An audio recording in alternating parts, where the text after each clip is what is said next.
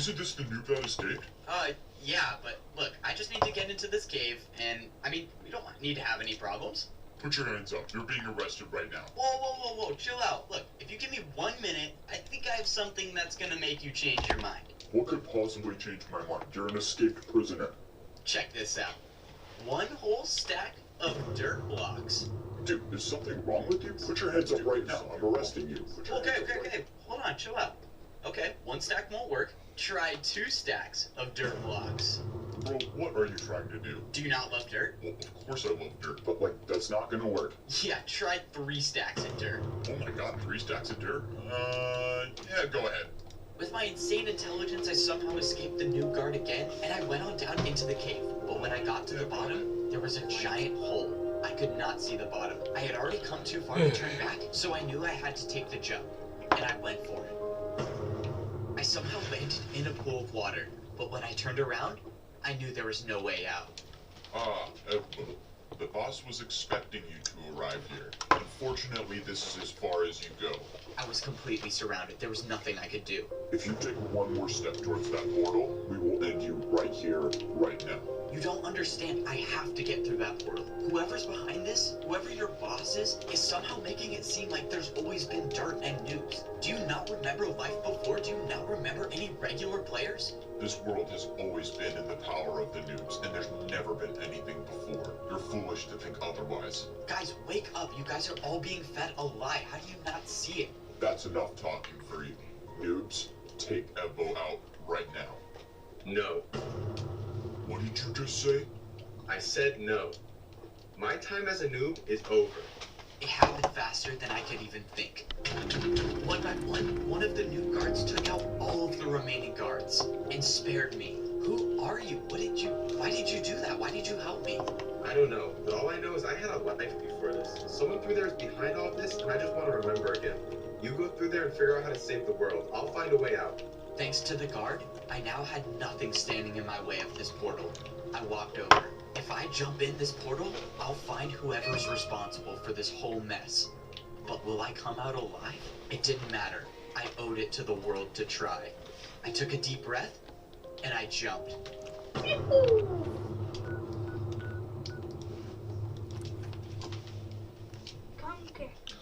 To be continued for the second time. Outsmarting the noob guards, I get into the portal room where I'm about To be continued. Wow, you've used that for the 3rd time I now. woke up after jumping through the portal and saw 2 noob guards staring at me. Hey, guys? Is this the guy that boss was expecting? Of course it's the guy that boss was expecting. Who else would come here?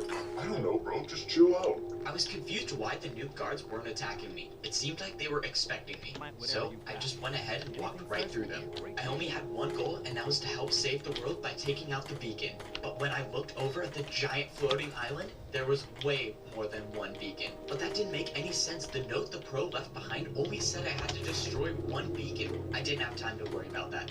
But when I climbed up the stairs, I was met with hundreds of noobs. They were everywhere. I knew that there was a slim chance I was going to make it out of here alive, but I had no choice. I had to find out who was responsible. I kept walking through a bunch of noobs and didn't see anything, but eventually, I found the throne. The throne of the Noob King. It was him. He's the one responsible. The Noob King would like to speak with you now.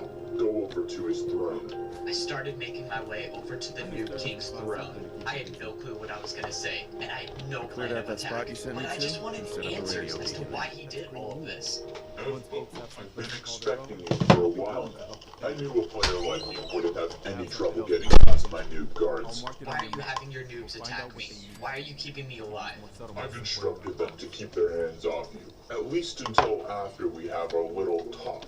I suggest you come up here right now because I don't give second chances. I climbed on up the throne until I was staring the Noob King right in the face. It seems you have a lot of questions. Ask away. Who even are you, and why are you doing this? If you couldn't tell already, I am the ruler of all noobs in the world. I make them see dirt, and I keep them in check. I make sure they don't get too advanced, because if they did, well, they'll end up like you, and have a chance of overthrowing me. At least, you think you have a chance. I don't want to overthrow you. I just want the world the way it was, before you used your beacons to spread the image of dirt all over the world. Ah, so you want to destroy my beacon. Did you know that I did not create the noob curse? Someone else created it. I just figured out how to spread it. By enchanting my beacon with Curse of Vanishing, I could allow all blocks to look like dirt and all skins to be made of Steve's. You're a maniac.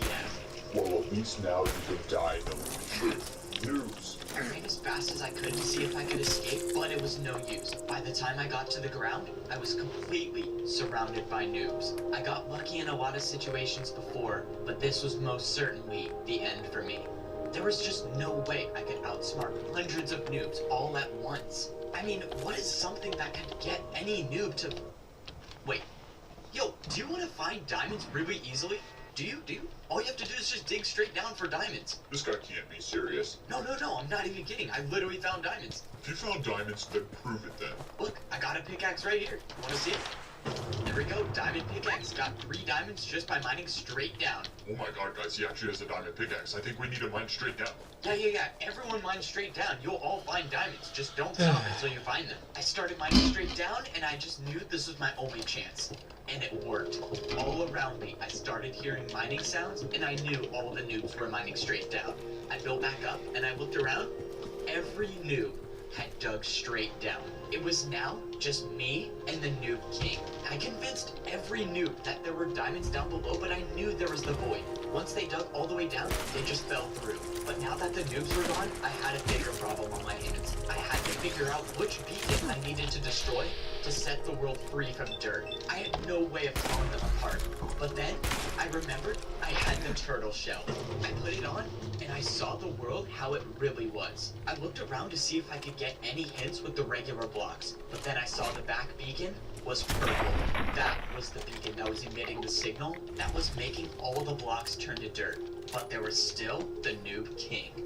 I see you have outsmarted all of my noobs. Well, they're noobs for a reason, so I was expecting that. But this is as far as you go. Now, prepare to duel with the Noob King. Really? You're using a wooden sword? The Noob King charged me, but I was ready with my diamond sword. Whoa. Okay.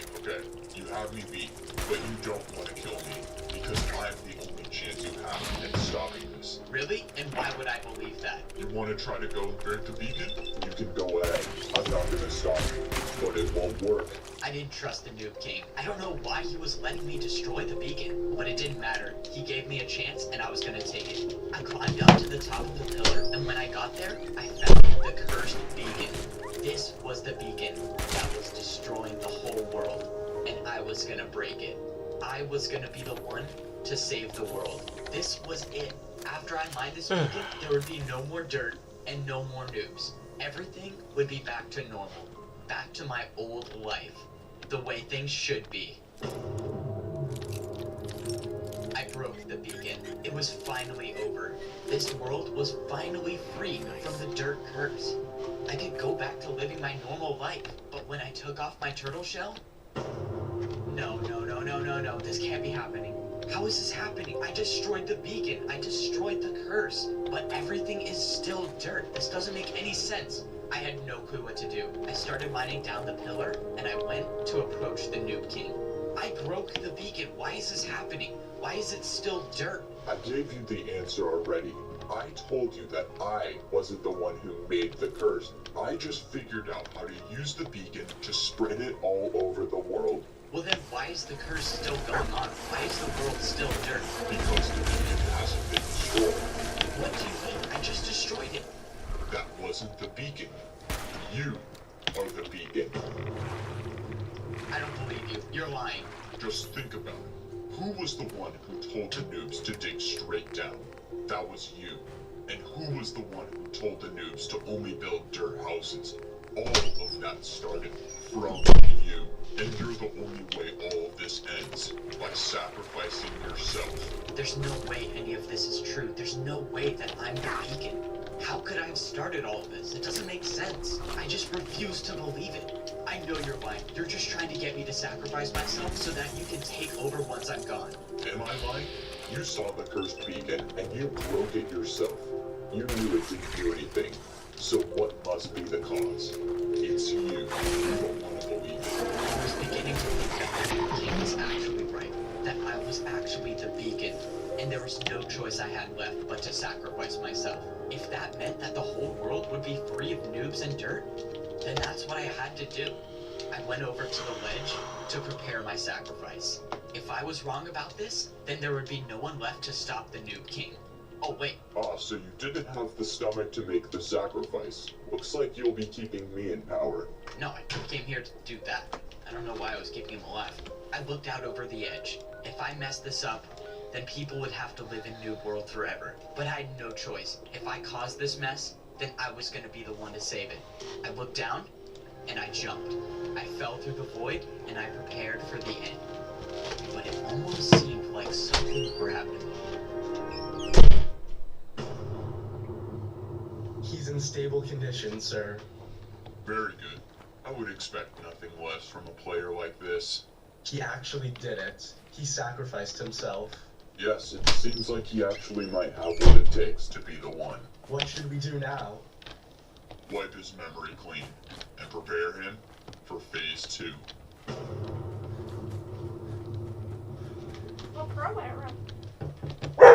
Who's knocking so early? Oh god. No, no, no, no. Oh shoot, I forgot to deliver the mending books. Oh, I'm in trouble. What do I even tell them? Shoot. Pro Evo, you were supposed to deliver the mending books by 9 a.m. I'm so sorry. I forgot to pick them up from the village, but I can just go fly over there really quickly and grab them. It's too late now. Because you slept in and didn't do your job, we had another pro take care of it. You know, while we're here, let's do a level check. What are you talking about? Level checks aren't till Friday. Well, considering pros always have above 50,000 levels, that shouldn't be a problem, should it? No, don't worry. I have 50,000 levels. Let me just check upstairs. I think I have a few leftover mending books I can give you guys. No. This can't be happening. How can they do a level check this early? I'm so stupid. How did I let myself get below 50,000? I need to check for XP bonuses. I just have to have leftover. Oh, there goes a head. Come on, there's gotta be bottles in here somewhere. Ugh. Please, I only need a little more experience and I'll have 50,000. Are you kidding me? 4 bottles? No. That didn't do anything. If they find out I'm below level 50,000, I don't even want to think about what might happen. Hey guys, I actually didn't have any leftover mending books, but it's all good. Job's done. You guys can leave now. Not so fast. We have a reason to believe that you are not currently above 50,000 levels. Please show us your level count. No, trust me guys. I'll be fine before Friday's level check. Since you are unwilling to show us your levels, we hereby give you 1 hour before you have to appear in front of the Master Pros. We will see you then. This can't be happening. I needed to get 50,000 levels somehow before the trial in front of the Master Pros. I grabbed my Elytra and took off towards the only place I could think that would give me enough levels to get...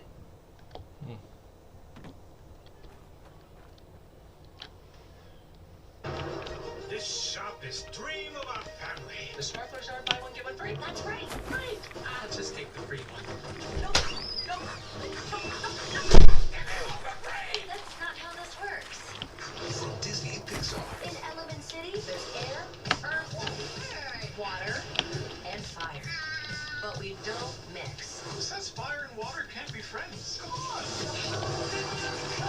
Yes, fire and water cannot mix.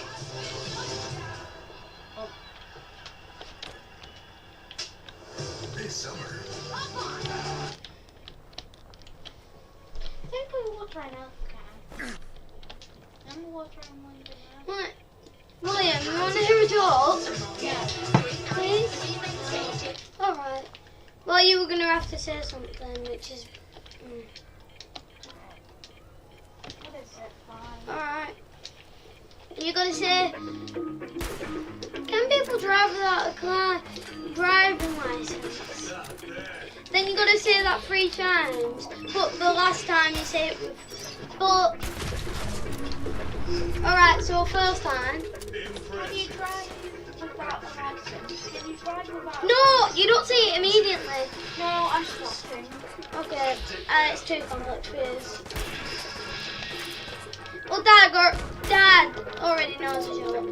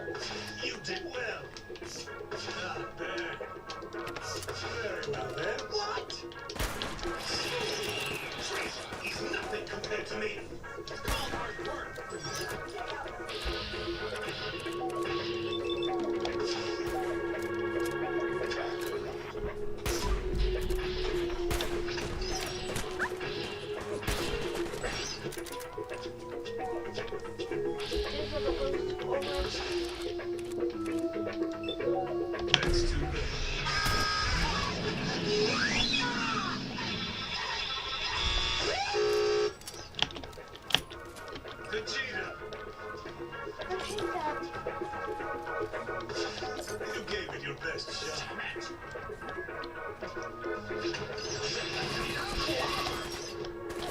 Zamasu! You give orders to it all.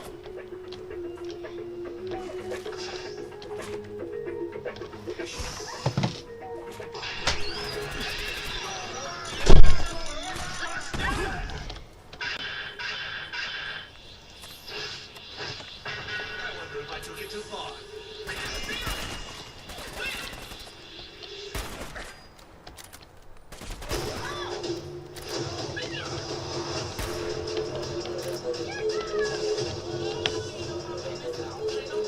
No, no. Absolutely no. Who here knows Kakarot? Me. You said you know Kakarot? Nah. Kakarot! Nah.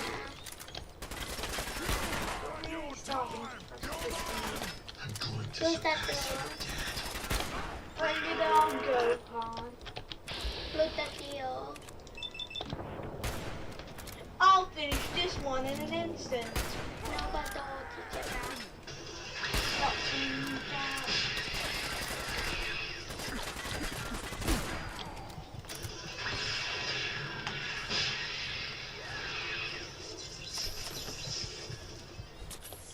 What's up, everyone?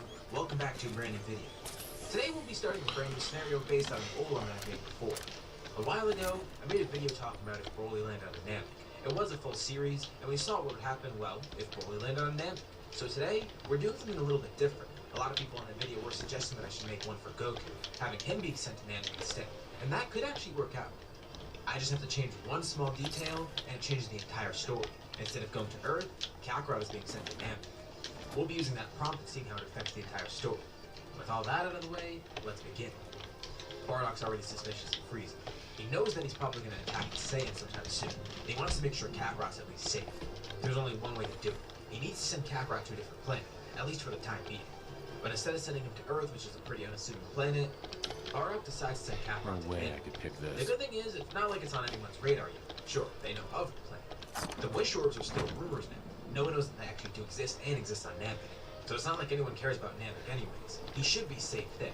And his decision is made. Kakarot is sent off to Namek.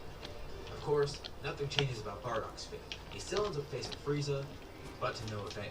Planet Vegeta is destroyed, and all the Saiyans that were present on the planet are killed as well.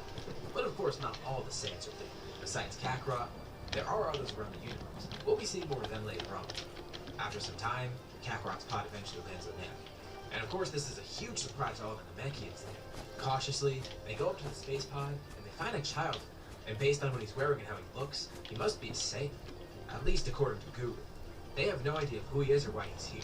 But Guru could send something out in deep space. Thousands of energies are extinguished at once. And he senses an evil presence. He sensed this not too long before the space pod landed here. Maybe this is a survivor of whatever just happened. Maybe the Saiyans were wiped out. Although he's not too focused on theorizing about that. He's more focused on figuring out why this child is here, and if it's bad news or anything. Saiyans are known for being hostile and destroying planets after all. What if this kid was sent here for that? As expected, he is quite valued too. Of course, he's not that powerful, so I'm not concerned right now. But this kid must be dealt with something. Again, they still don't know why he's here. Maybe it is for a malicious purpose, but it doesn't really seem that way the more they get to see him. If he was actually sent here to destroy the planet or something, why would he send a kid that doesn't even know how to fight yet? Sure, they do know Saiyans are something but a young age, but this one, he's not doing anything to them. And given what he's been sent out in space, maybe he's the last hope for the Saiyans. Maybe he's one of the only survivors. But what do they do about it? Do they send him back out into space? Do they kill him? Or do they keep him here and try and raise him somehow? Guru places a hand on the child's head. He can sense some sort of anger. Getting a feel for one of the things Kakarot saw before he was sent. There's something some sort of final goodbye from his parents maybe. And his name, he knows it now. It's Kakarot. So just like he thought, this is a survivor. He's not here for a malicious purpose. At least, not yet.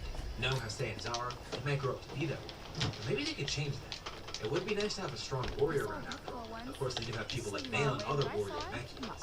But imagine a Saiyan protecting the planet, protecting Guru and the Dragon Balls. Maybe they could change the Saiyans' ways. The Namekians are peaceful after all. Yes. It's not like they're just gonna kill a random child that comes here even though he seems like a threat. They're pragmatic, they're smart. They know this is the better solution. They could give him a traditional Namekian. Don't worry. But it seems more fitting for him to stay named Kakarot. He's got to keep at least some of his Saiyan identity in control. So, what now? It's gonna be kind of odd raising him. Although the Namekians might have a good time doing it. Not only are they very knowledgeable, but they're also pretty strong. They can teach him great things, not only in terms of knowledge, but in terms of fighting abilities. And most importantly, they can create a good Saiyan. Instead of the ruthless warmongers that are known around the galaxy, they can create one that defends peace. Growing up in this different environment will definitely help. But who will help raise him? Guru can't do all of it. But his right-hand man can, Nail. Nail can help train this kid. In terms of knowledge, they have people like Mori and other elder Namekians that can help teach him. He'll also be growing up alongside playing Namekian children Please too. shut up. So he won't be lonely, I despite know our now. And it's decided. Guru thinks they should raise this child. If not for them, then the entire universe. Whatever threat destroyed the Saiyans might actually be coming to them soon enough. Who knows? The Saiyan could be their last hope after all, if that does end up happening. And even if nothing happens, hey, there's still another strong fighter. So the child is sent off to be raised by Nail, as well as the other Namekians around him. Immediately they realize it's a great idea to send him with a warrior Namekian. He is around age high, and it's not like he's going to be hitting his head here and turning good. It's going to be completely nurture that turns him good. Well, at least they hope so. They can overpower his Saiyan nature as long as they try. It's hard to keep this child calm, but they're able to discipline him. And as he grows and learns more, he does show this discipline. He does keep some of his Saiyan nature though, but he's becoming more kind-hearted. As kind-hearted as a Saiyan could be. With all of this, they're going to end up creating something really special. He's not going to be like a traditional evil Saiyan, but he's not going to be wholly pure like Goku either. It's a completely new personality. Kakarot, the Saiyan raised by Namekians. It's a unique experience for the Namekians to raise him. And as he grows more and more, they see that this is actually working. Thanks to how great Saiyan's memories are, Kakarot does remember Bardock and Hine and everything. He knows what happened to him. He knows why he was here. He knows everything from his Let's see if Chrome can put in my favorite info faster than my picture configuration.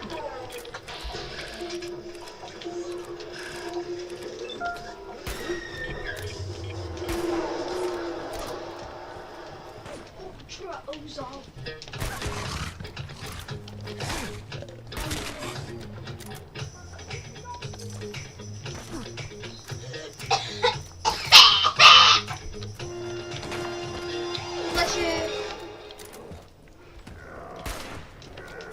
his education. And with all his memories in mind, he does have a goal. He doesn't know all the details, but he knows his planet was destroyed. He wants to know who it was that was responsible, and he wants to find them and seek vengeance. Not primarily for selfish reasons, but more so for justice. This is the Namekian side of him shining through. As a Saiyan, he wants vengeance, but as a Namekian, he wants that justice. But he also wonders, are there any others like him? Any other Saiyans that ended up surviving something? No one really knows. And he continues living his early life thinking about these things. He and Nail grow a lot closer. Nail is pretty much a father figure to him after all. With Guru there as well, kind of being like a grandfather, I guess. But Nail's also his teacher primarily. Kakarot's grown exponentially as a fighter, not only in terms of his pure strength, but his techniques. Especially in the environment he's growing up in, imagine how much potential he has. Saiyans do grow better in peaceful environments, as we've seen. And not to mention, he can do some pretty great training. There's people all around him who can heal him. If he really needs, he can even take advantage of Saiyan power moves. At first, the Namekians were kind of iffy on the idea of raising a Saiyan, but they've really warmed up to him since then. And now we reach an interesting point in the story. Right about now, Kakarot's a teenager. In terms of power, he's quite strong too. Way stronger than he was originally, actually. Of course, by now, Guru would have unlocked his potential. But beyond that, he's had a bunch of training too. And even though he's weaker than a lot of other warrior Namekians, he's still pretty strong in his own right now. We'll place him at about 6,000. I think that's fair. It's pretty strong in comparison to where he was originally. But it's not too outrageous given the fact that he's had his potential unlocked and all the training he's gotten. But in his path to grow stronger, Kakarot finds himself in a detour. One day, a ship shows up on Namek, and it's not any weird alien ship or anything, it's a Namekian ship. The Namekians have gone into space recently, and the ship actually does look pretty old. They wonder what's going on, especially Kakarot. But then a few people step up. One of them is a Namekian. He's very old, and he's along with two other people that aren't Namekians. A three-eyed man and a really small one. They actually look more like Kakarot than the Namekians, if anything. The two guys alongside the Namekians seem pretty excited, and just from how they look, they can sense desperation. The Namekians go up to greet the people walking off the ship, and they introduce themselves. The Namekian is named Connor. He's the guardian of a planet called Earth. Alongside him is Tenshinhan and Chaozu, two of the strongest martial artists and two of the only fighters left. They explain who they are and why they're here. Let's rewind a bit. Back on Earth, things have gone very differently. Without Goku being part of the story, a lot of things definitely would change. Krillin still ends up going with Roshi to train, and even though the Red Ribbon Army was a threat, they were eventually defeated. Krillin ended up growing stronger and stronger as a martial artist. Of course, still training under Master Roshi. Eventually in the tournament, he crossed paths with Tenshinhan, where he ended up losing. The Crane School was just too superior, but amidst this bickering, a new enemy arose, someone who was reawakened by the Pilaf Gang. Long before, the Pilaf Gang had their Dragon Ball stolen by the Red Ribbon Army. They never actually got to summon Shenron, but now they have a weapon. They've reawoken King Piccolo. Of course, without Goku there, fighting King Piccolo was a lot harder. Since they were going after tournament contestants, Krillin was one of the first people killed. Roshi tried to seal Piccolo away, but ended up dying, as did Master Shen at the Crane School. The two of them put aside their differences to try and stop this threat, but nothing worked. Of course, Kami saw what was going on, and since the two were life-linked, he considered killing himself in order to kill King Piccolo. They don't even have Dragon Balls anymore. Shenron was killed by Piccolo. But he had a better idea, something that actually needed him to be alive. There were still two strong martial artists left, and even though they were misguided, they're working for a good cause. Earth is currently being ruled by King Piccolo, and these two seem to be the only hope for Earth. It was Tenshinhan and Chaozu. Kami ended up getting a hold of them, bringing them up to the lookout, and even training them. And they did see some growth, but still, there were a few issues. For one, they weren't growing fast enough. At this rate, more and more people would die. Tenshinhan and Chaozu felt guilty about it, as if they could work faster and try and save Earth somehow. Even though it wasn't their fault, they still felt responsible for it. But also there was another factor. Even if they did end up saving Earth against King Piccolo, all the destruction wouldn't be reversible. There would be no Dragon Balls to stop it. If King Piccolo died, Kami would die. They don't want to risk trying to seal him. They actually need to kill him. Because if they seal him, he could just get broken again. And that's if sealing works. But if they kill him, it's not like Kami will create more Dragon Balls. But if he creates more right now, well, King Piccolo will just get them and kill Shenron again. And that gave Kami an idea, a solution. He needs to go to his home planet, Namek. And that's what brought them here now. They wanted to get the Dragon Balls, but also wanted to see if they knew a way to go stronger. They're also pretty amazed to see Kakarot here. They think he's a human at first, but he doesn't know what they're talking about. He introduced himself. He's a Saiyan. Yeah, he's not like the other Namekians. But being raised by them and taken in by them, he essentially is one at heart. And of course, he and all the Namekians are shocked to hear about this. An evil Namekian going around killing people, destroying an entire planet. Of course, this hits home with Kakarot. And luckily, it seems that the Namekians will be able to help. And even though they were pretty bad before, Kami is glad to see Tenshinhan and Chaozu's growth. Even though it did take these dire conditions to actually make them become good, it's good that they're not misguided anymore. They're working for a noble cause, and they're growing stronger while they're at it. Hopefully once this is all reversed, the Crane School can learn and turn away from these misguided feelings. Kakarot leads into Earth and back to Guru's place, while Kami goes to get Dragon Balls from other Namekians. And along the way, Kakarot learns more about the two of them, as well as what's happening on Earth. And he tells them about himself. He assures them that they came to the right place. The Namekians are very hospitable people, and especially with Kami with them, they would definitely be helping one of their own. But they're still confused. Where's Kakarot taking them? Well, he knows they have some great potential. From what Kami said, they sound like great fighters and martial artists. They can become really strong. The answer to that is Guru. They're brought to Guru, and Guru begins looking into them. He can sense that the two are misguided, but these misguided ways are being overpowered by their noble desire to help protect Earth. They're changing, and they seem to be the last hope for them. Guru would be glad to help. He unlocks both of their potentials, making them exponentially stronger than they were before. Even they're surprised at their strength, never having expected this. It makes Kakarot happy to see it too. That's kind of how he felt when he had his potential. It brings back some good memories. Of course, they're still not as strong as him, not even close. And with the two of them having their potential unlocked, now they're ready to face King Piccolo. Unfortunately, it seems that Dragon Balls here won't really do too much for them. As they are right now, they're not strong enough to revive groups of people. They can only revive one person at a time. Kami is sad to hear about this at first, thinking they have no shot, but then Tenshinhan and Chaozu, much stronger than before. This is actually kind of perfect. Even though they can't revive the people here, things will still work out. With this newfound strength, Tenshinhan and Chaozu can defeat King Piccolo. And with the Dragon Balls, Kami used the ones here on Namek to unlink him with Piccolo. This way, they can kill King Piccolo without killing him. And after they kill him, Kami will create a new set of Dragon Balls, using them to push everyone back. It seems this crisis was a burden, and they thank the Namekians. Tenshinhan and Chaozu thank Kakarot too. This seems like a great place, and they'd love to see these people again. And if they ever need anything, just let the Earthlings know. Not that they can really do too much, but still, the offer is there. And with that, they say their goodbyes. Now, I know a lot of you want to see the stuff from Z, but it still is important for me to cover the stuff from Dragon Ball. I can't just forget everything I've heard. And I feel like this would be a realistic turn of events without Goku there. It covers those first few arcs of Dragon Ball, covers what's happening with the Earthlings, and most importantly, brings the Earthlings and Kami into the story. But now we're getting to what I'm sure all of you are waiting for. More time passes. Kakarot, of course, continues his training, living life normally on Namek. Now that he's a young adult, he's learning more about the universe around him. He actually has a lot of aspirations too. He'd love to visit some different planets, not only to see them, but also to learn from them. Maybe there's other techniques he can pick up. More people he can meet. He'd love to go to Earth someday too. And he's really interested in exploring space. He's even considering taking a grand tour if you will. No, not a good joke? Okay, whatever. But it's not all happening. He still wants to figure out what happened with planet Vegeta. And he hopes that he eventually gets answers. That's one of the reasons he wants to venture out. He wants to figure out who did it. He can search for strong powers around the universe, not only growing stronger himself, but also figuring out a way to get vengeance. And at one point, he actually does sense a strong power out in space. And it feels malicious. Guru can sense it coming too. It's one strong person heading right to many. But something about this power weirds Kakarot out. It's familiar in a way. But then he realizes, wait, what if it's another Saiyan coming to Namek? He's trying to rack his brain. The thing is, he never knew how to sense power before, so he doesn't know who to compare this to. But the power is somewhat similar to his own in a way. Like, it's a Saiyan. Or maybe someone who's blood related. Out in space, the person getting closer and closer to Namek is Raditz. He'll...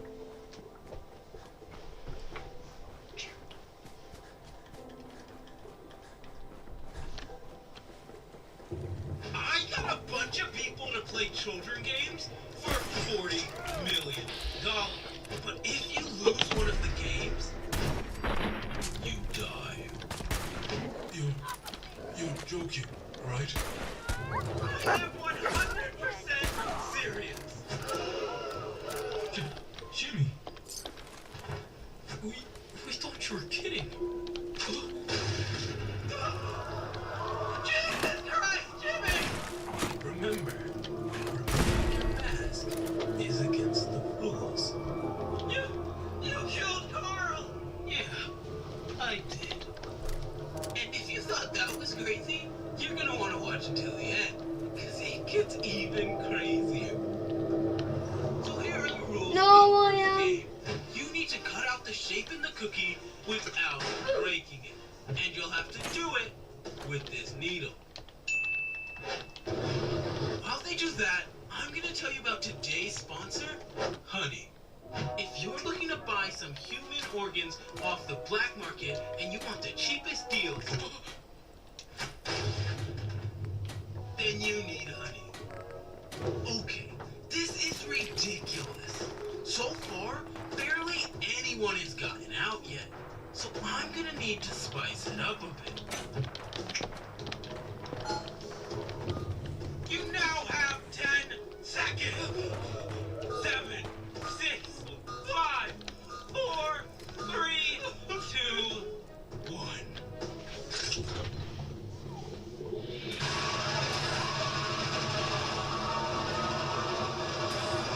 Yeah, that's just dark. Bruh. And if you haven't already, hit that subscribe button because I'm gonna be flying out 10 random subscribers to compete in one of the next challenges.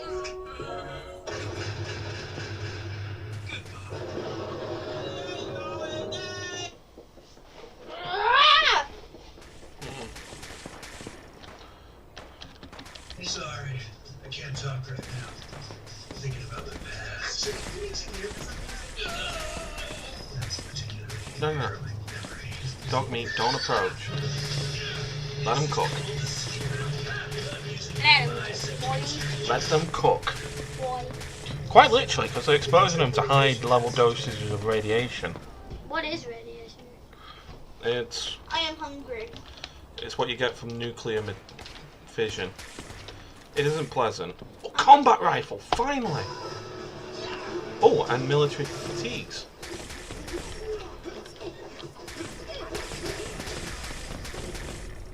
That is but a taste of our fury. Do you yield? I do.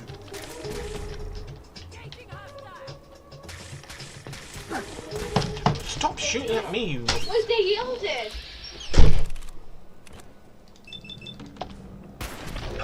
Vegeta, it's time. For what? For the Potara. We're gonna fuse, just like them. Ugh. Wait a minute, you and Father can combine? Excellent idea. Why don't you rule that out? Damn right we ruled that out. There's no way I'm doing that again. What? I don't like this any more than you do, Vegeta. But if we still need a major boost in power to break down his body, then it's the best chance we've got. Come on, you gotta admit I'm right about this. Trunks, you still have those senzu beans? Yeah, here. All right. Good luck. Thank you. It's now or never, Vegeta. There's something I've always wondered. When we fused last time, the Kais said it was permanent, but we split apart anyway. You know why? Truth is, it's only permanent if a Supreme Kai is involved. Otherwise, it only lasts an hour. So just a 1 hour battle, then we're back to ourselves.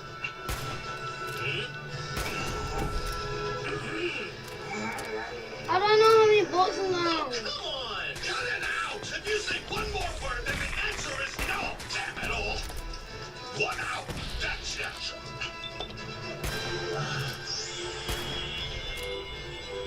Here we go!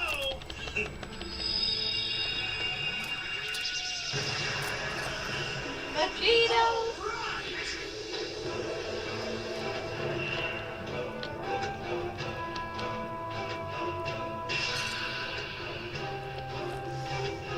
Who are you? You two doubled up, so we did the same. You know, just to play fair. We're a merged fighter, the combination of Vegeta and Kakarot. Vegito! And here's something new.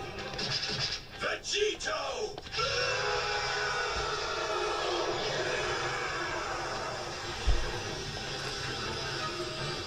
You may be more powerful, but you're still not a god!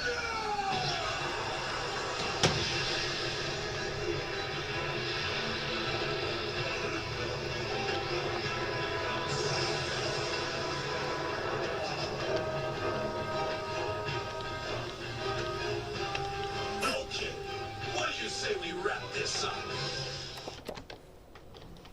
Just use your spirit sword. Yeah, something like that.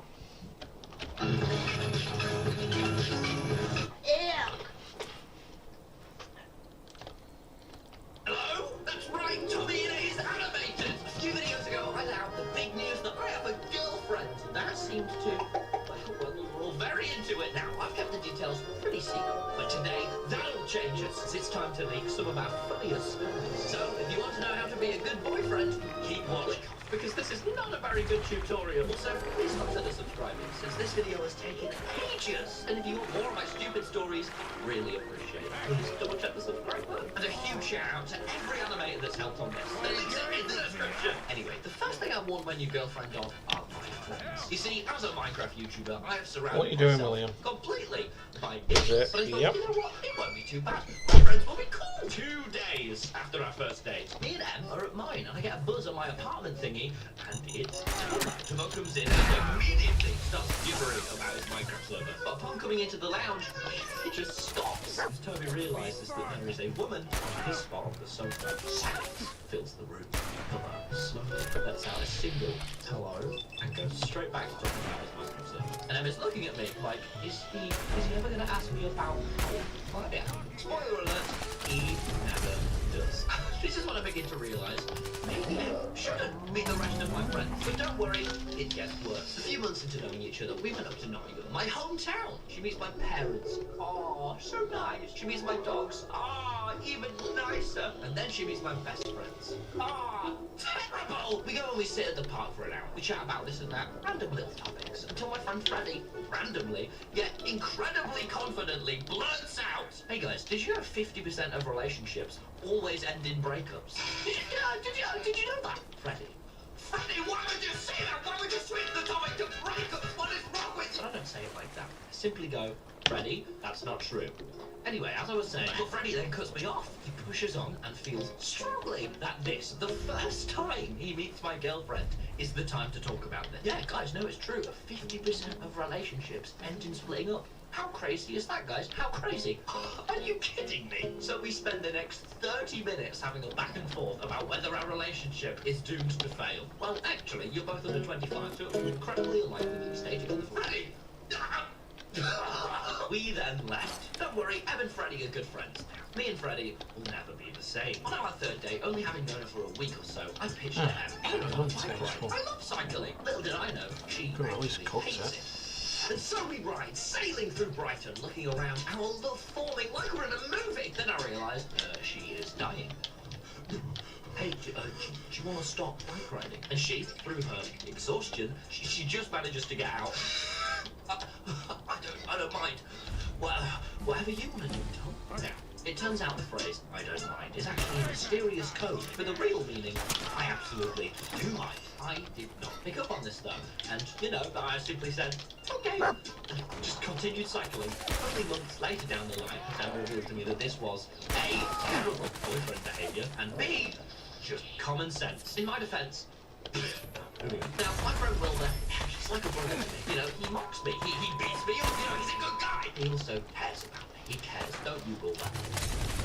Okay. So when I said to him I had a girlfriend, he wanted to make sure that she was cool. So the first time we went round to Wilbur's, Em was a little nervous. Don't worry. There's nothing to be nervous about. Get in, sit down, and Wilbur just starts interrogating her. But not, normal questions like, how are you? He starts to say stuff like, hey, Em, what's your favourite shark? What's your favourite continent? How many drugs do you do? Why? I don't know. Damn it. I need better friends. Right, time to go for the heavy stuff. You know, like be siblings. Oh, fair warning, the following my American viewers may not understand. In England, it is illegal to date your sibling, which is why we'll often deeply unsettle and prank relatives. Therefore, we go for coffee. They'll say, okay, so you want coffee, and does she want my sister? Right, to say his goodbyes, but I wouldn't let him leave without a final send-off. Me, Wilbur, and Em met him at the train station. Tommy, who is that? That's my sister. You have a sister? Yup, I've kept it a secret, but you know, she's down to visit, so she thought she could say hi. Much to my surprise, the only time she ever has, Em joined in. For the next hour, we constructed an elaborate lie that genuinely convinced George she was my real sister. So finally, after spending all this time gaining his trust, we did this. The look on his face was absolutely priceless. He then immediately left for America, and we haven't spoken for 5 months since that evening. I also accidentally cheated on Em. Well, okay, not really, but we were at a small coffee shop, a whole bunch of us, and the lady at the counter said, hey, you guys look super cool. Now, this offended me, and, you know, as a joke, I said, I look the coolest, don't I? Stop I look throwing. So damn good. She just didn't laugh. Now, Oh, Jesus, mines! Mine! So, why did this not land? Upon leaving, Em explained to me that what I'd done there was flirting with another woman right in front of her. Oh, balls. Don't worry, Em found it funny. I think. Or maybe she was offended. It was hard to tell. It was a while ago though, so I'm not gonna blame her. However, the worst thing I've done as a boyfriend isn't that. I forced Em to go to Ireland with me. For some goddamn reason. It's the only place in the United Kingdom I could get my passport. So I had to go. But don't worry, I said, it'll be a nice trip. Have some quality alone time on a lovely holiday. As soon as I put my foot on the Irish soil, I know I am in for a bad time. Everywhere in Belfast was grey. The sky, the buildings, the animals, everywhere was closed. And, unlike most humans, we needed food. We spent an hour walking around Belfast, hollow on the inside, looking for any place to eat. But I'm not joking. Nowhere would let us in. Everywhere was closed. And it was a Saturday. Oh, God. Until, finally, I pleaded, I'm not kidding, with the Irish owner of a pub for a burger. Please, I know you're not serving, but I'm so hungry. Excuse me, I don't know what you call it, but I can get you there for that now. You go for 10 or 50, I don't know. Whatever you want now. Yeah. Okay. We then waited another hour for the worst burger I've ever ate. How's it going there, young lady? How's your burger, lady? How's it going? Yeah, very nice, sir. Very nice. Yes, it is very nice. Thank you, Ireland.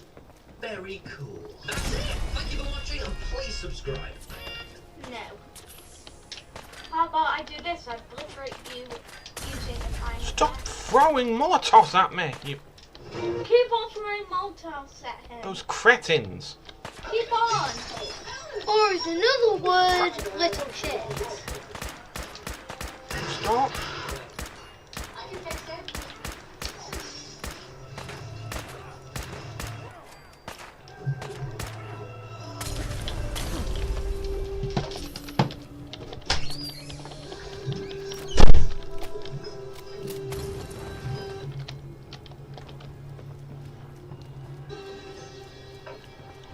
How can they barely shoot? Yep.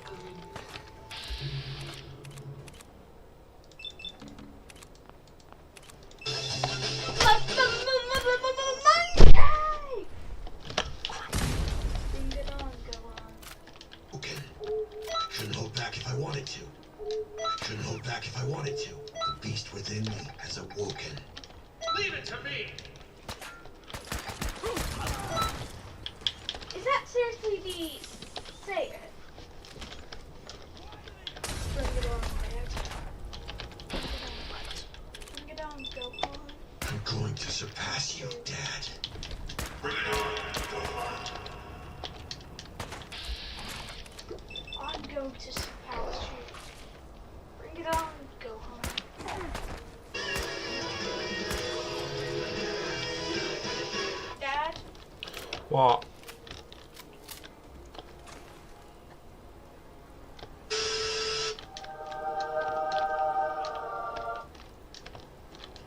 Yes.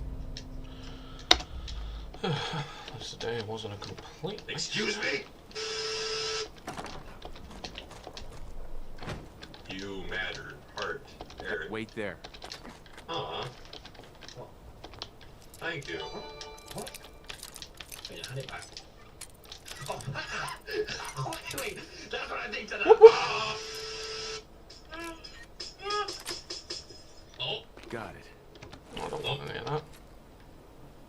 Hey, Dream, if you're watching the stream, Dream, we weren't gonna open the portal, put it back. There's no rules against looking at portals, Dream, come on. We can get one wish. I want a belt. What do you... Get us out of here! Give me a belt. I want a belt. Yo, it's working. Yo! What do you want in return, Tommy? I want you to scream really, really high-pitched at the top of your lungs. When bam!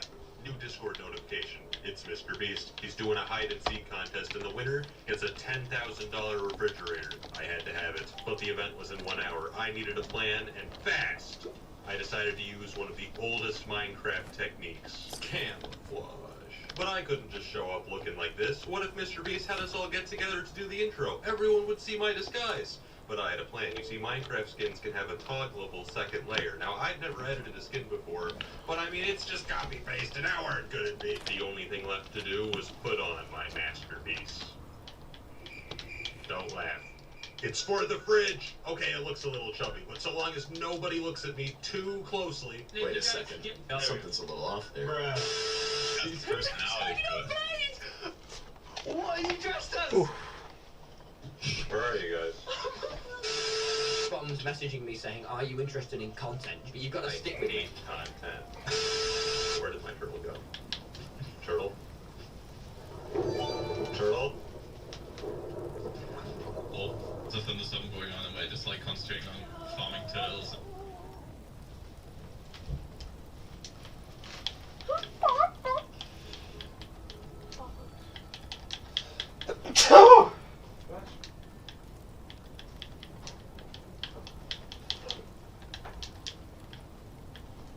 Gohan, we may have a chance now, but you'll have to give it your all.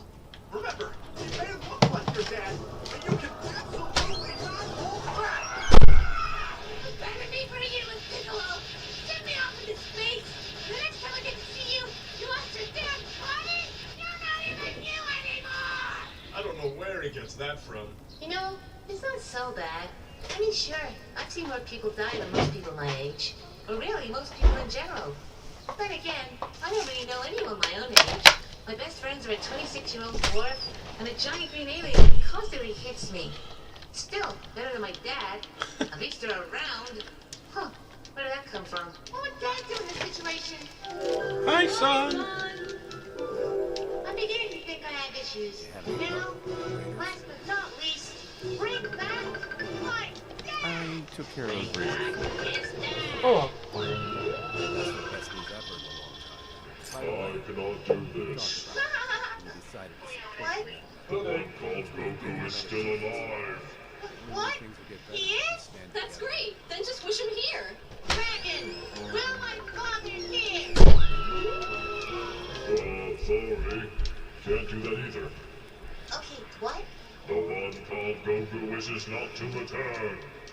Pardon? He said your father wishes not to return. Heard what he said. I want an explanation. Well, I'm sorry. Wishing all your other friends back to life and building a planet has left me a little worn out. He doesn't want to come back. End of story. Mom, what happened? Your dad is dead. For good. But he just got back from his training. After getting back from Namek. After getting back from his training. After being dead. Life, son. Can't talk, eating. Oh, you are just like your father. In what regard? Well, you're strong and brave, and look at you in that gi. It was the only thing he left me. Aw, that's sweet. You always tell me to use the pain of loss. But I've never really lost anyone. For me, it's my greatest source of anger. I just think about losing Krillin or Mr. Piccolo. Or your dad? Yeah, sure. And then it just builds up inside until finally, it explodes.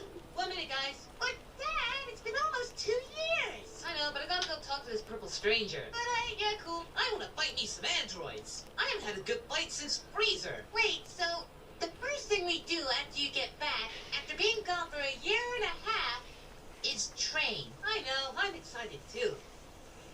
Yeah, okay. Mr. Trunks? What's up? If you don't mind me asking, you know me in the future, right? Yeah, actually, you were my mentor. Oh, wow. What does adult me like? Well, I suppose you take a lot after your father. In what regard? You're the strongest, bravest warrior on the planet. Okay, good. No, it's awfully nice of you to come join me, Gohan. I never really had a choice. You basically kidnapped me. Oh, come on, Gohan. You can't kidnap your own kid. I don't know if that's true. I'll have to read up on that. All right, Gohan. First thing we're gonna do is focus on getting you Super Saiyan. Now, it won't be easy because Krillin's not going to die for you. But I think with some crunches, pull-ups, and plenty of milk, you'll find your way.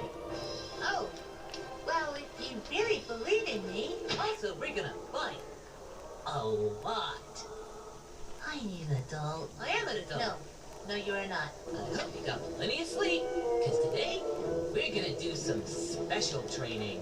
This is going to be utterly terrifying or completely silly, isn't it? There is no in-between with you. And on your rage, break out of your cage, because you are at least half Saiyan. Your power will rise like never before. Just tap into the party, then you'll call more. It's waiting for you to turn into the Super Saiyan. Super Saiyan. All I wanna do is see you turn into the Super Saiyan. Wreck your whole world! Hey, son! You know, Dad, it's honestly been kind of nice training with you. Right? I like training too. You do know you're supposed to wear boxes in that.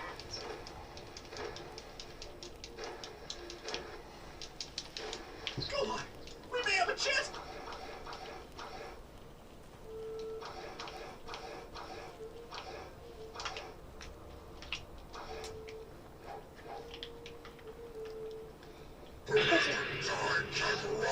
Solar Flare!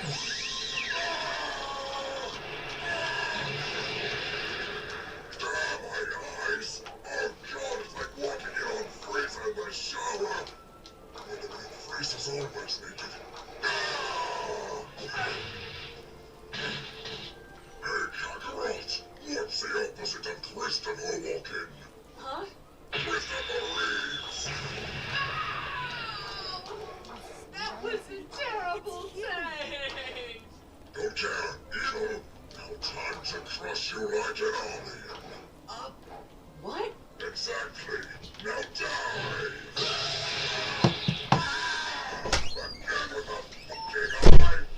Ha! Now to make my cunning escape!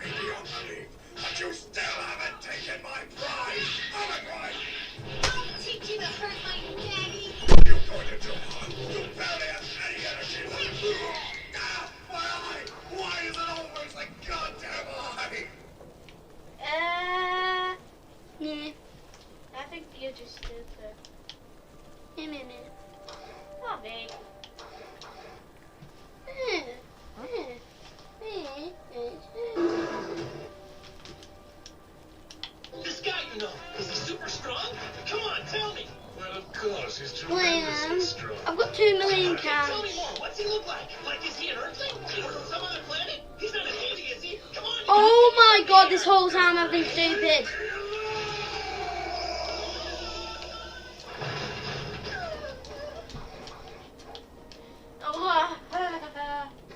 I've not got observation. Plus, where'd you get up instinct?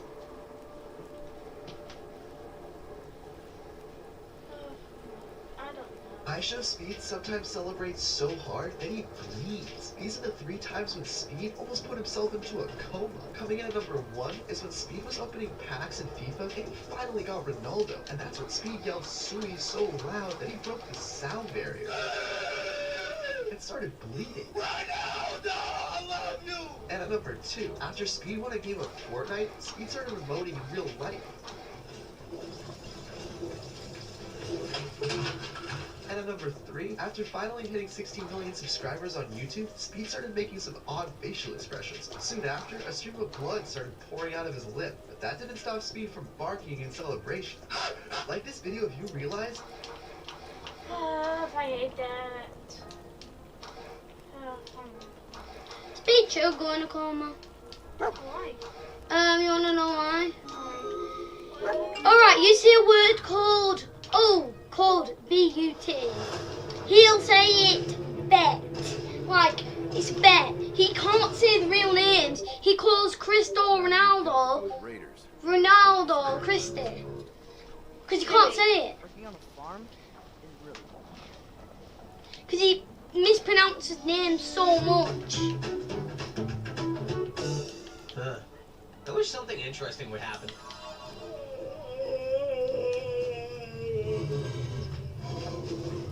Wait, did I just do that? I wish I had a cool hat. I did! I wish I had a burger.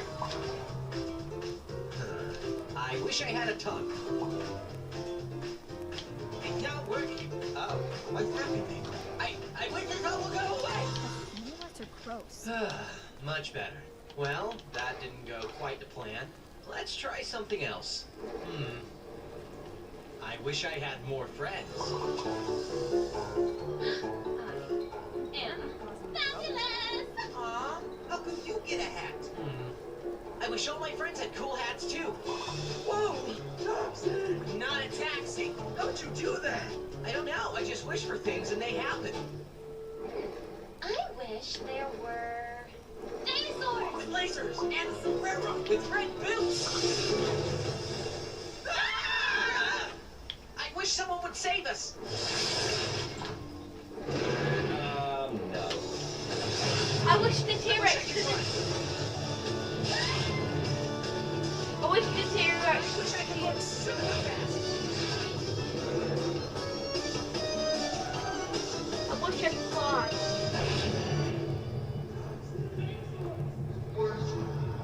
I wish everything was back to normal.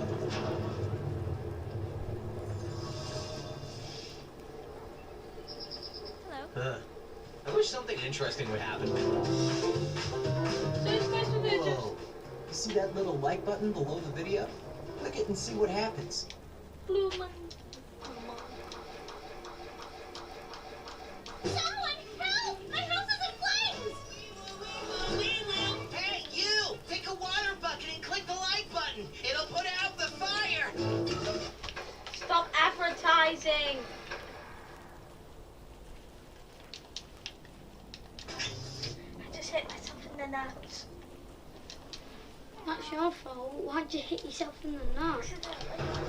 This.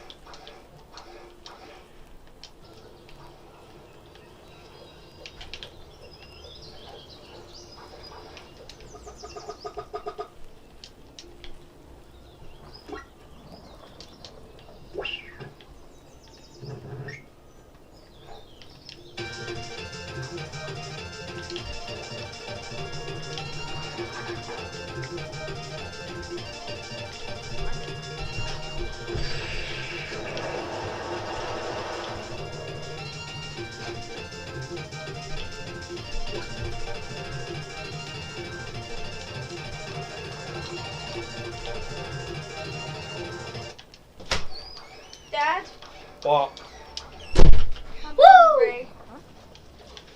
food in a minute.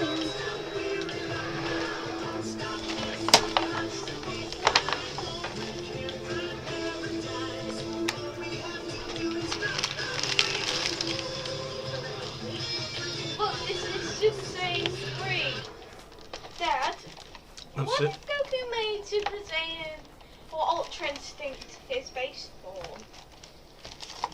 This is supposed to be my vigilante mode, my dark and evil stage. I need to wake up and get revenge on Shigaraki and all the villains. And most importantly, I need to wake up so I can attract these bitches. And when I do, I'm gonna use Riz for All, 1,000,000%. And I'll become Rizuku and Doria.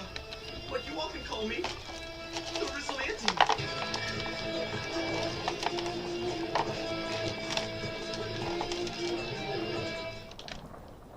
Dad, What? one for all, 10,000%. One for all.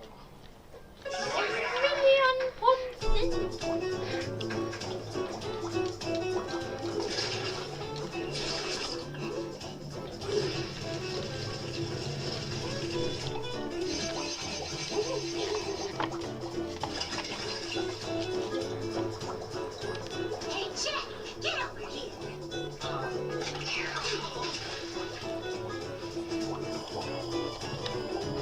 No!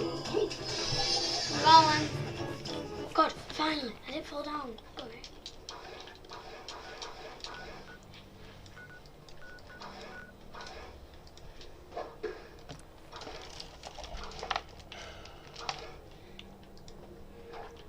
Dad, I just spelled what? What? I just spelled what? What? I just spelled what? What? Yeah. WHAT. W. H. AT. K. Oh, I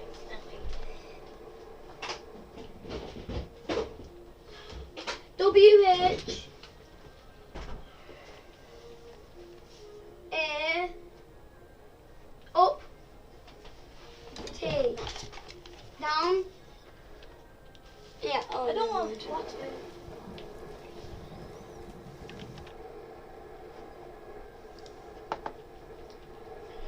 You're welcome. Well done, little man.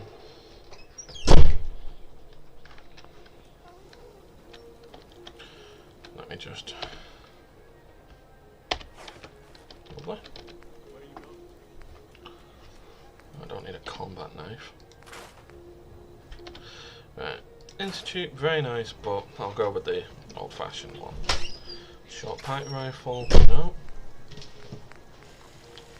Okay, high combat. No, I don't want a hardened resolve. Standard receiver's nice, but I'll.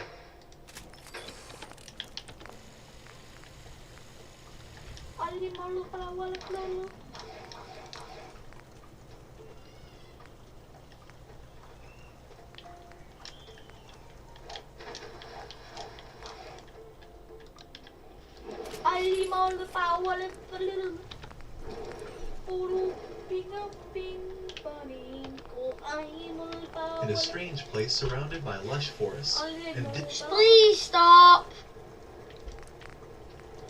in the last video, Turn that down, please.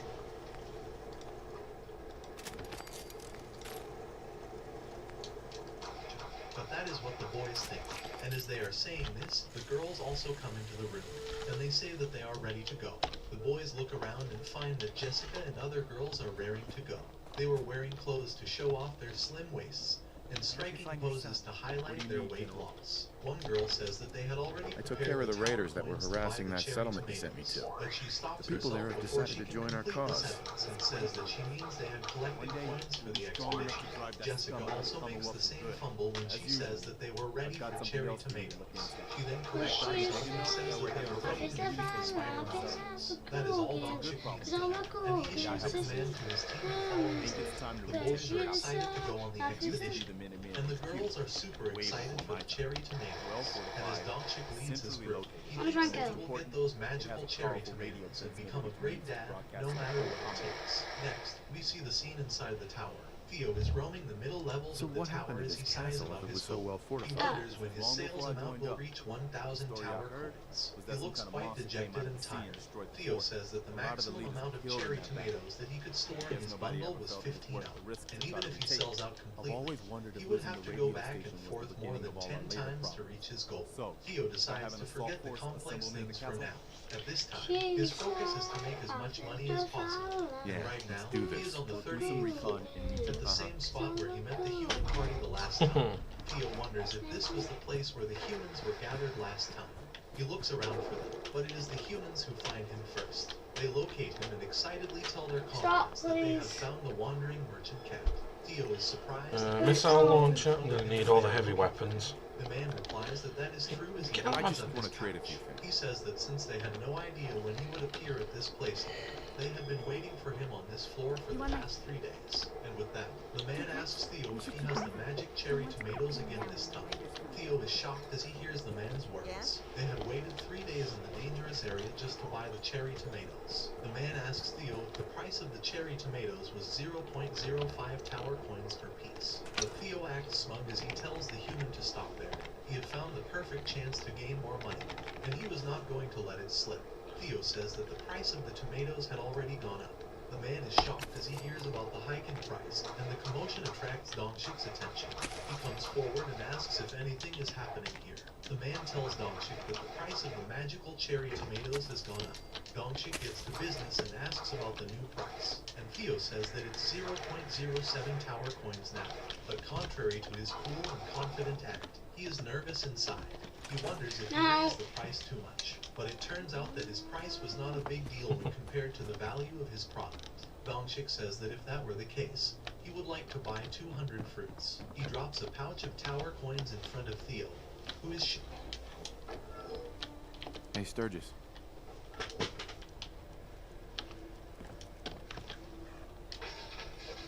This place is starting to feel like home. Trouble is, what we need is to get some defense. Uh-huh. What sort of defense? Walls, sand. And caught it!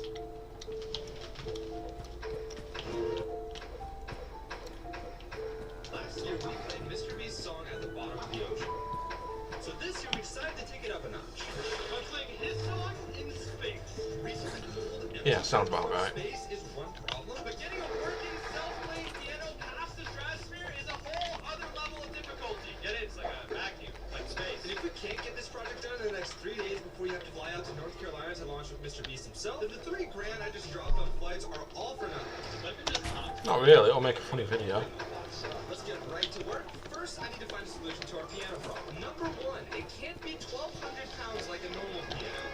Attaching that to a weather balloon would be massively illegal. And number two, it has to be able to play itself. I thought of a few ideas, but ended up with absolutely nothing. But just as I was about to throw in the towel, I found this. And boys, I'm now the proud owner of a $600 mini retro Japanese piano. Why is this thing $600? I think with that amount of dog meat, I'm gonna be. Kind of. There's no way we can show this to Mr. Beast. It is literally a disgrace. So I decided to call my musician friend who I think can help us out.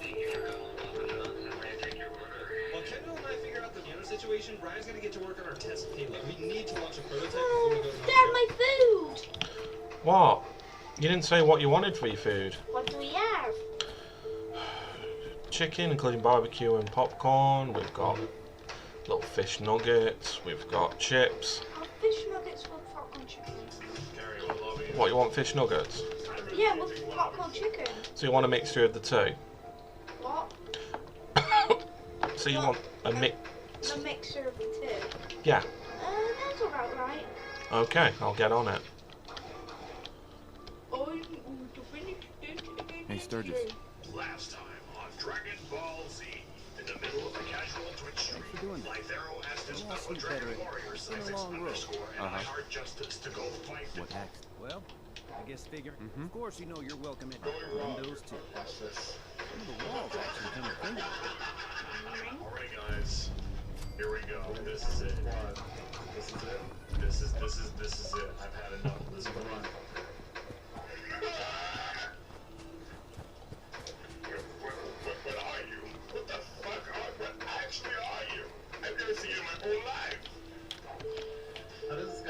My name is Joe. Joe Watts. Joe Mama. Your piece of shit. I'll kill you.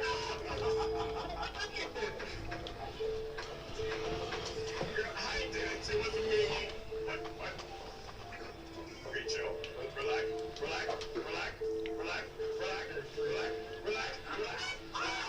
If it makes you feel better, please be taking that light. Actually, I'm 1 HP. Let me have it.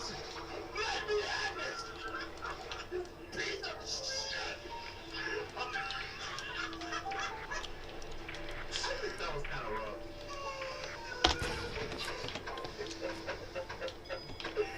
Recurring joke here. Let me go first, please. You want to go first? Okay. Yeah, it sounds like a bad idea. I don't know. I'm going. Your eyeballs kind of gone and they're kind of sparking. I'll scroll them back in. Okay. That's there. This is a loaded bar.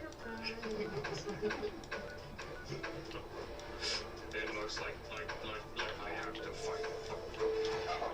Oh, he's fucked. He needs like a refurbished one. He needs a factory reset. My man's in a factory reset right now. Would you like to download hotbabes.exe? .exe? Oh my god, he's fucking dead. Oh my god, he's dead. Round of applause for the... Alright, I'm playing Android 16. Okay, alright, I'll just fuck with you. Let's fuck with you. Yeah. He is weak to mix, Gary. No, he's not. Alright, on the air. It's everything you want. Is it always me? Oh, fuck. I feel so past life. This hasn't happened. The meaty. I like the thug. Who can play at this game? Go! Wait, then I'm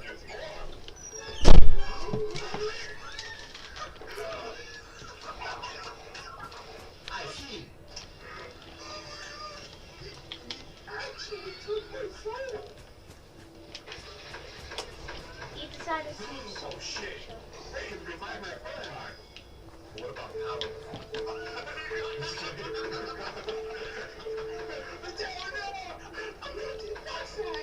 Go on, it's all right. I understand your wife wants immortality. It's fine.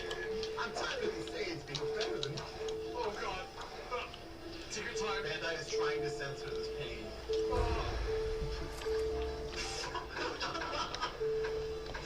I'm fine. Please don't die, Elliot. Okay, we'll defeat the purpose. Oh crap, we're in Ghoul Central. Right, we defeated the purpose.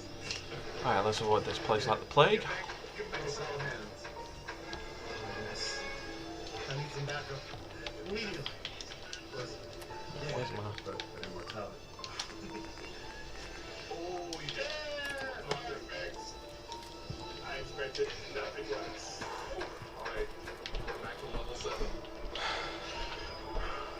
Let's do it. Perfectly fine. Nothing will go wrong in this match. Look. You're dead. Holy shit! explosion. It's level 100. Look how thick his shoulders are. Oh my god. And his snap again. Yeah. For real. That did a lot of damage, actually. Yeah. No, I'm gonna walk up. There's no way we die for this. Oh my god! Alright, look, chill. Relax. Alright? It wasn't... I was just joking. Oh my god! He actually destroyed it this time, so... I don't like this. I don't like this at all. I forgot. Yeah. I just forgot. I forgot how bad it was.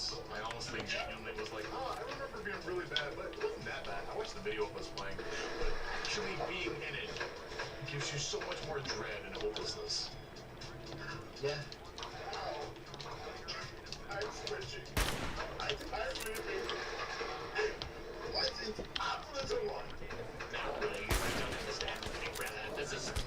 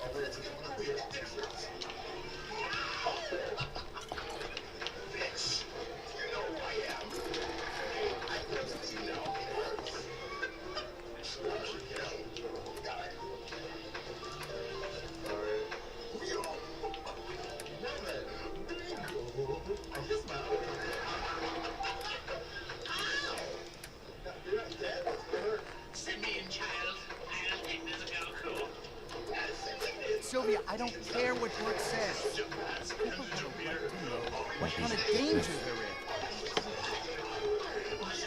Get out, you fucking idiot! Get out of the truck! It's the power of Viagra. Brother, you have nothing, literally nothing. You're asexual. Oh, you think? That's my tail. What the fuck? Daddy told me nothing about this. What did he tell you? He didn't care about the same things. So, I'm in danger. Brother! Please die! Sylvia, I don't care what Brooke says. People have a right to know what kind of danger they're in. Look, the youngsters may think the Institute is just a ghost story. But I know you're old enough to remember the attacks. I know you feel for the girl. But she brought the trouble down on us. She and her father need to answer for it. If we give the Institute what they want, or just give them a girl, maybe they'll leave us alone. I'm gonna punch you right in the ball! 6 feet, 6 feet! That is the power of the champ, don't you forget. Brent Sandman would beat the fuck out of Jerry. He should have been at the power tournament. We got creamed. Appreciate taking one. Definitely putting on an Ultra Gym.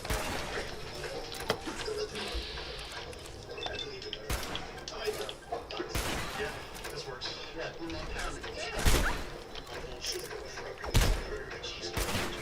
Eviscerated should be fucking hilarious.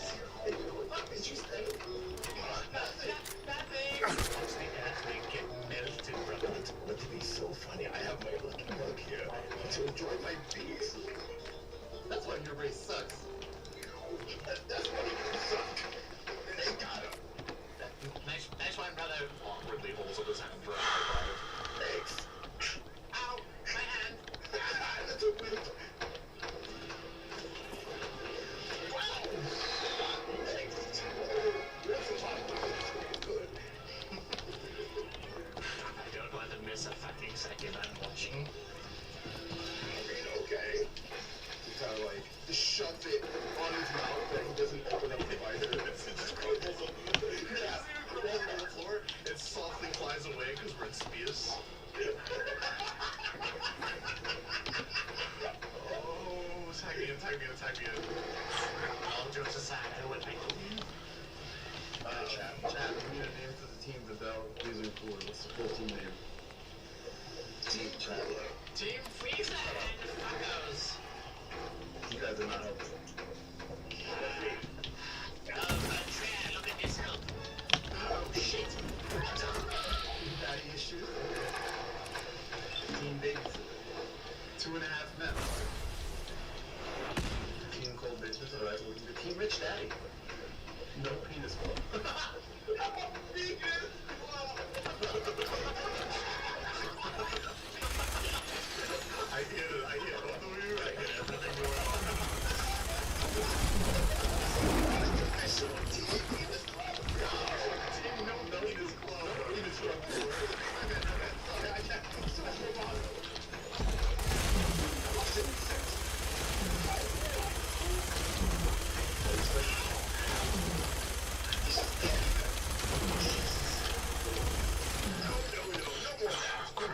Crap.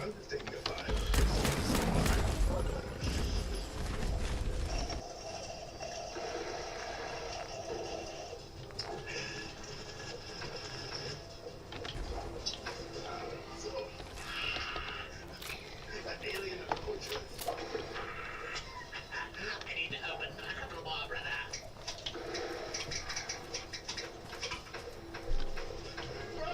Okay.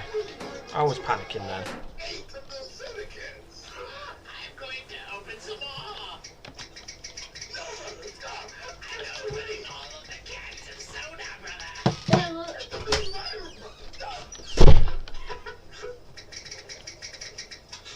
Every soda can you open, a fish dies in the ocean. One more. All right, that's enough. I fucking hate fish. Yes, unlimited power. Well, now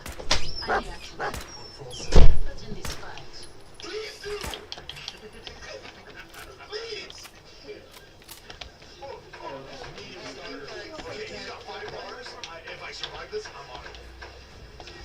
I'm raw tagging in Abby. But no bullshit, no bullshit.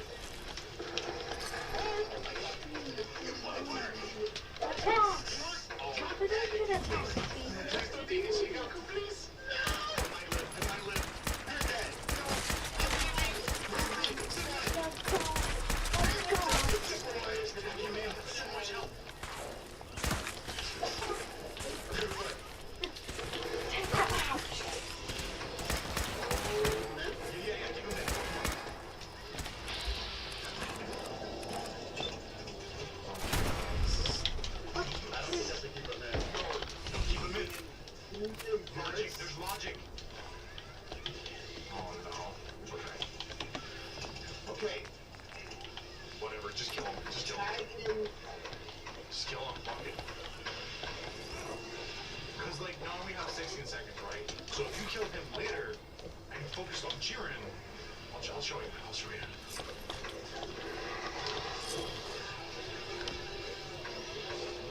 Now, this is it. That's not enough time. See, I thought we got time enough. No. It's like, if you kill him now. Okay, so just so we all understand, right? If you kept in fucking Jiren and eventually killed him, then I killed him for 10 seconds and it goes back to it's so little. It's so fucking little. Like, that's just a game plan. But it's like, we're not gonna win anyway, so go for the time scam where we fucking drag it out. You could have killed yourself and got one. True. Can I have some cookie dough ice cream?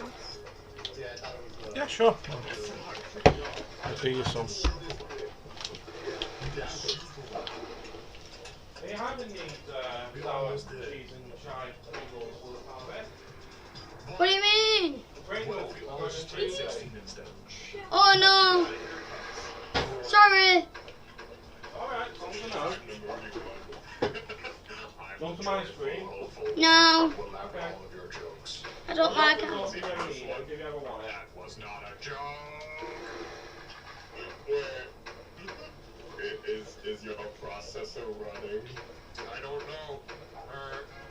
What? What do you mean you don't know? Okay, no jokes aside. Are you okay?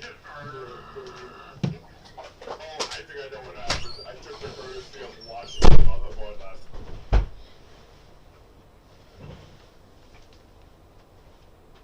Ice cream. Oh. Oh. No, I said oh. Oh, cool. No, I said oh, because thanks. Oh. You're welcome. Ah, made it.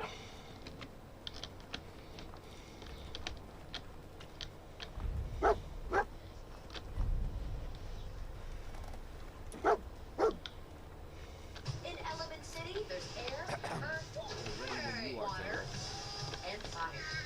But we don't. Hey there. Excuse me. This is our fault. We have to fix this. Now, unlikely friends will become unexpected heroes.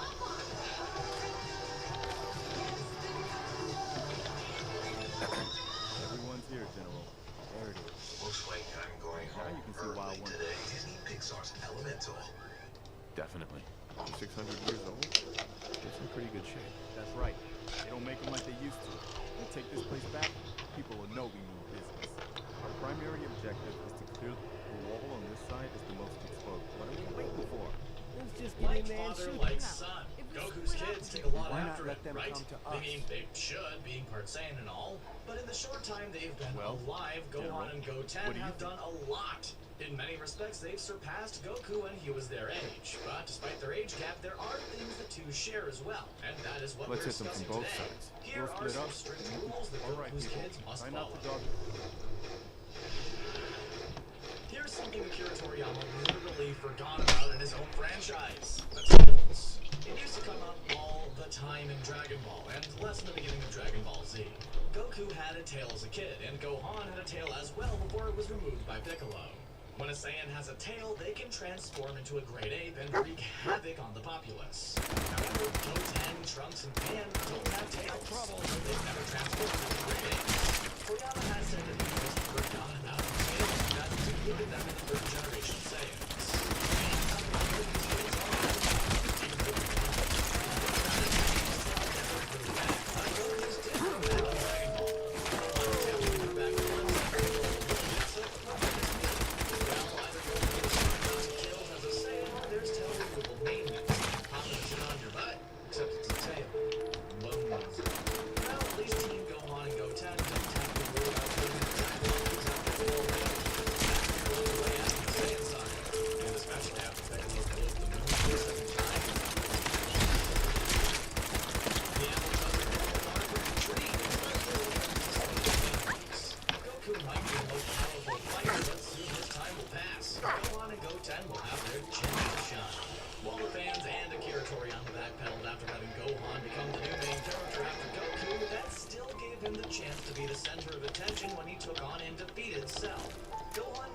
first in the show to go Super Saiyan 2 as well, a level of power that would only be matched by Super Saiyan 3 later on in the Buu Saga.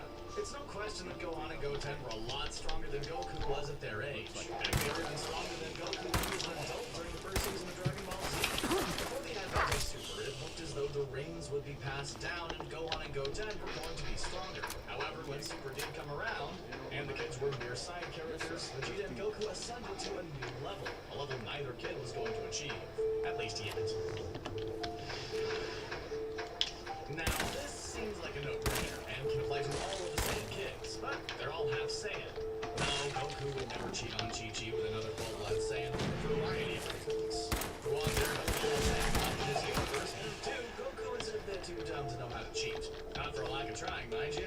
It's a small miracle Chi-Chi managed to get not just one, but two kids out of Goku. Still, with the exception of Pan, who's only a quarter Saiyan, Goten, Gohan, and Trunks are all half Saiyan.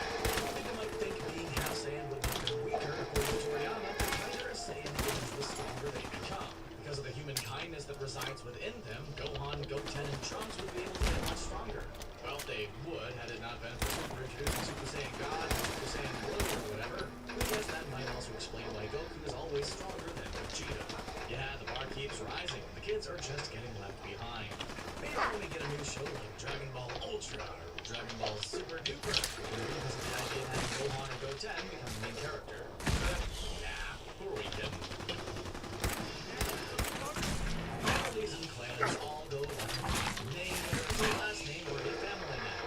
Goku's family is a bit different from all men having the same prefix. Goku is Son Goku, then Son Gohan, and Son Goten. The three men of the Son family all have Go in their names, aside from the beginning, Son comes from the original inspiration for Dragon Ball. There, one of the main characters is from Wukong.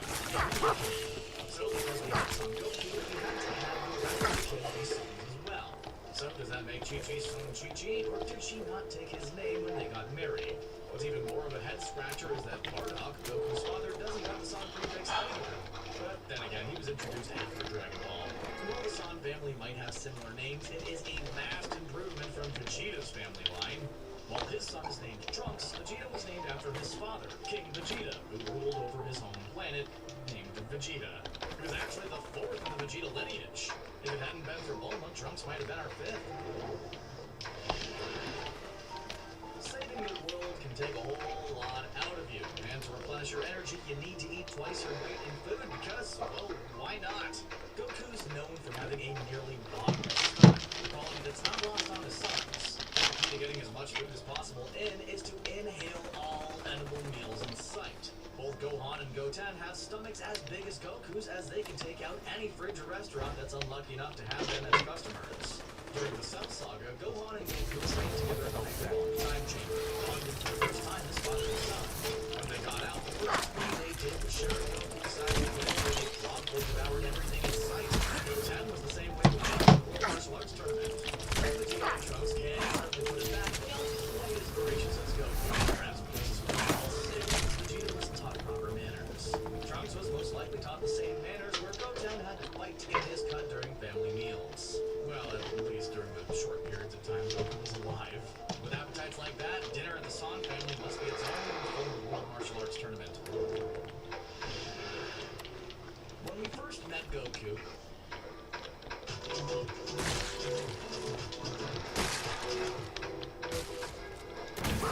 living alone in the woods when Bulma came and whispered to him of a magical adventure. Decades later, when Goku was grown up and married Chi-Chi, they had a semblance of a life with Goku trained to be a martial artist, but their lives were interrupted by alien invaders. After all of that, with Majin Buu defeated at the very end, the Son really wanted them. Now compare that with Gohan's life, and aside from having a childhood full of battles and being saved, he was actually allowed to go to school and study and grew up during the Majin Buu saga. This continued with him meeting and marrying Videl and having a kid. Goten was also allowed to grow up outside the family tradition of saving the world. At least for the most part. When Majin Buu came around, Goten had Trunks to fuse with, so he didn't have to fight alone. With each generation of fighters at Jutsu, Okay, this ain't good. before Super, Goku had his family to help him in the later seasons of Dragon Ball Z. You could say giving the world the opportunity to grow up without having to roll problems on their shoulders is the gift he gave to them. This next entry has a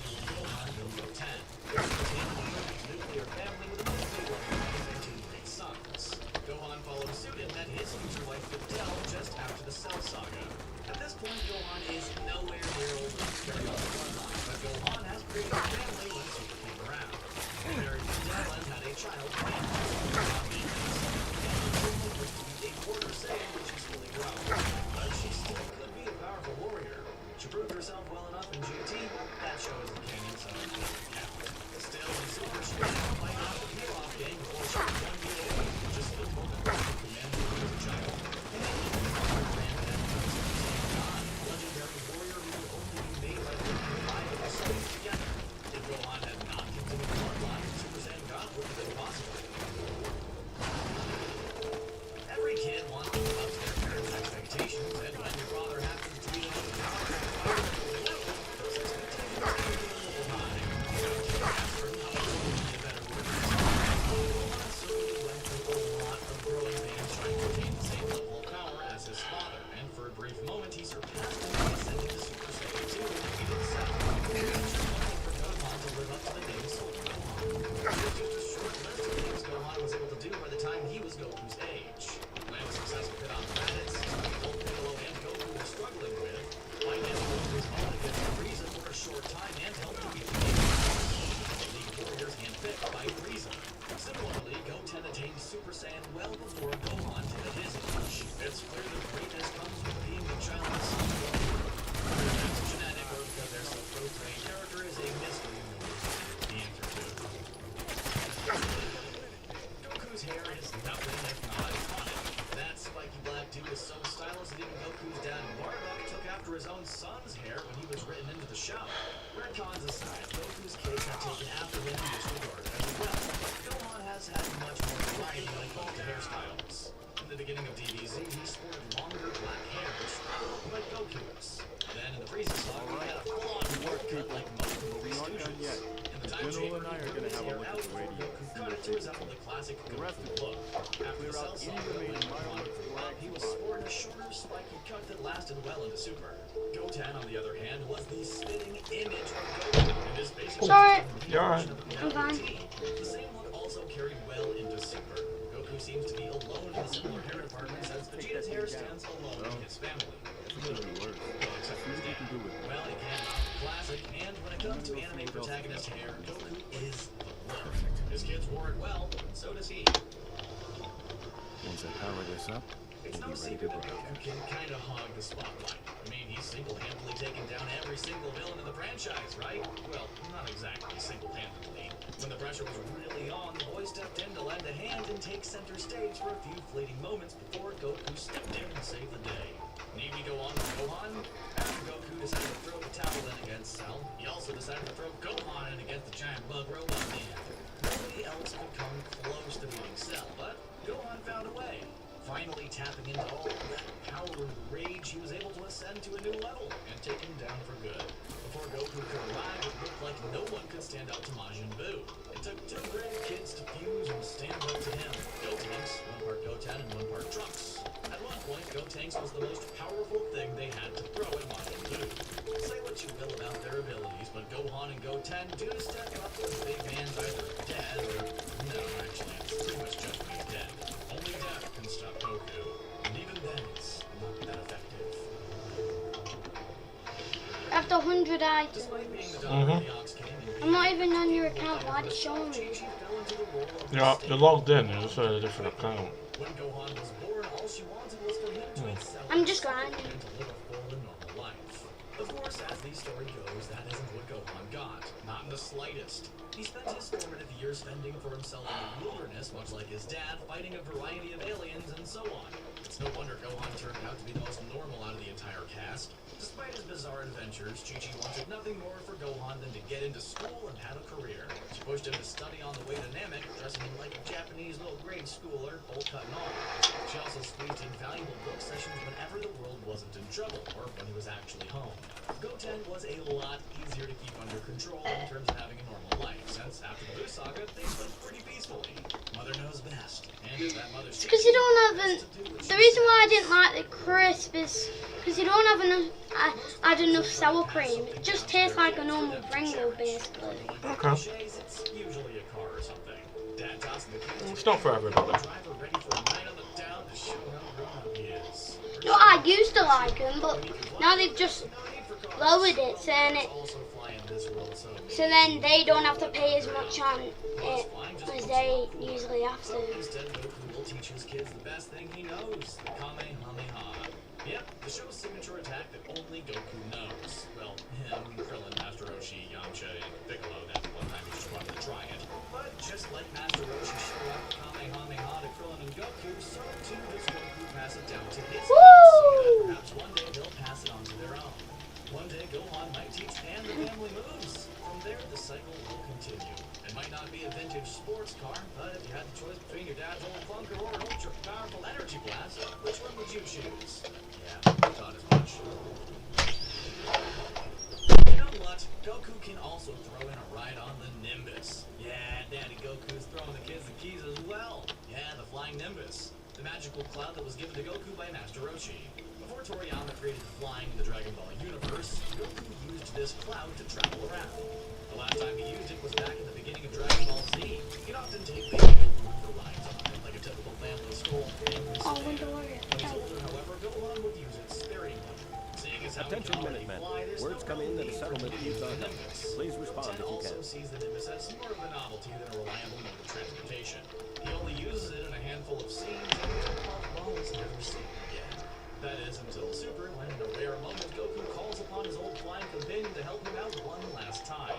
In many ways, Nimbus is like the old family sedan. It served the purpose and helped the family in a variety of ways, but is now the clunker that we traded in.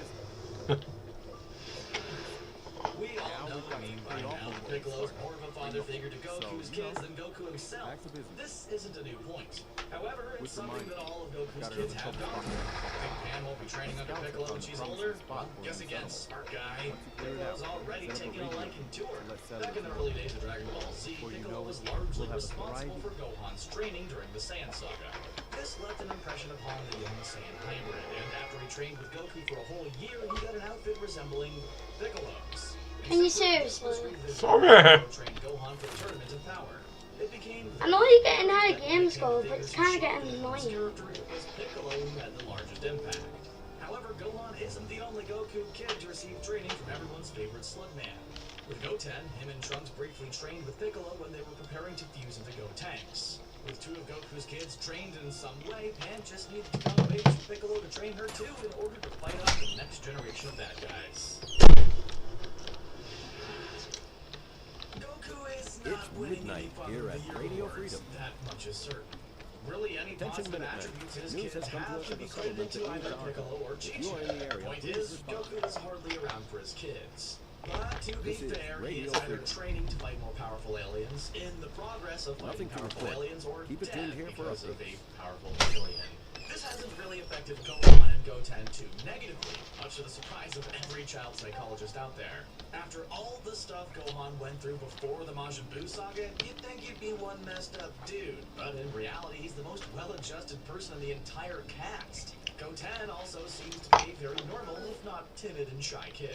Goku might have been watching over them from the spirit world, but he obviously wasn't paying much attention, as he was shocked to see how much Gohan had grown and even more surprised that he had another son. Jeez, Goku, just call every once and again. They're your boys. They're your boys, Goku. Even though Goku wasn't always there for them growing up, he was there when it mattered. You know, when it involved saving their lives. This is an emergency broadcast. And those were just... Our caravan's under attack by hostile robots and needs some serious help. We're just east of Watts Consumer Electronics. Anyone in the vicinity can come help. Now's the time. Ada, loop this message. Yes, sir. Hey, look, I found some oil. This is an emergency broadcast. Our caravan's under attack by hostile robots and needs some serious help.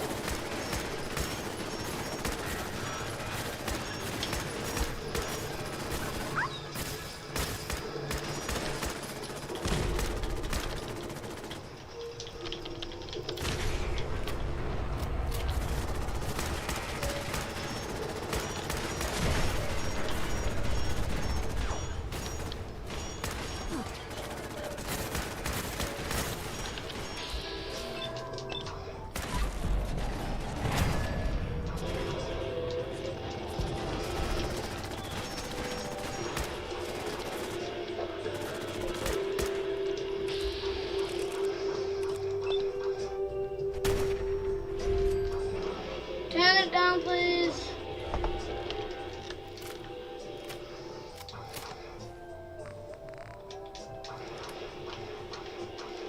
You forgot my food.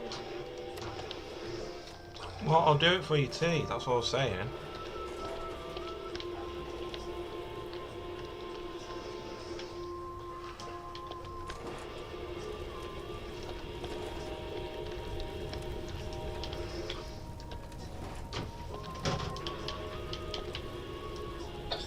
Oh.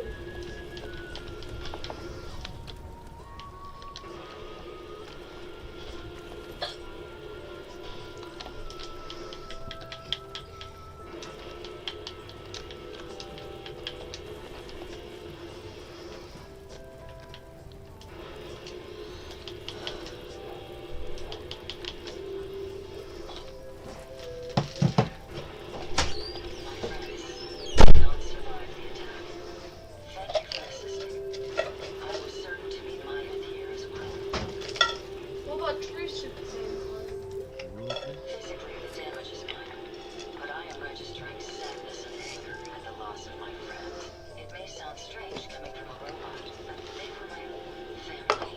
Again, I thank you for your efforts. I know they will thank you as well. I'm sorry for your loss. My name is Ada. This was the third time we've been attacked by robots like these. Even with the weapon and detection upgrades Jackson gave me, I was unable to defend them. Tell me about these robots. They roam the Commonwealth and claim to be restoring order. We've seen them fighting raiders, but they've also attacked innocents, settlers, merchants, and caravans like ours. Where are you? What do you mean? I'm not. Are you at hot and cold? No, Snow Mountains. Oh, yeah. Of 1,500. And guess what my goal is now? Just to get this max. My million max. I love the internet. I will seek justice for my friends. It's time to uncover the Succeed. I love the internet. Give the dog as a rescue. Aw. Side question. Do you think Arthur Schwallow, Nobel Prize winner and inventor of the laser in 1957, would enjoy playing around with laser tag, something that he invented? Someone should tweet to him and see if we can get him to play laser tag. Oh wait, he's dead. Maybe 95 years old if he was still alive. Well, he's playing laser tag in the stars now. What if that's what shooting stars are? Okay, here's a story sort of relating to the side question. So one time, me and this group of friends went to a laser tag place.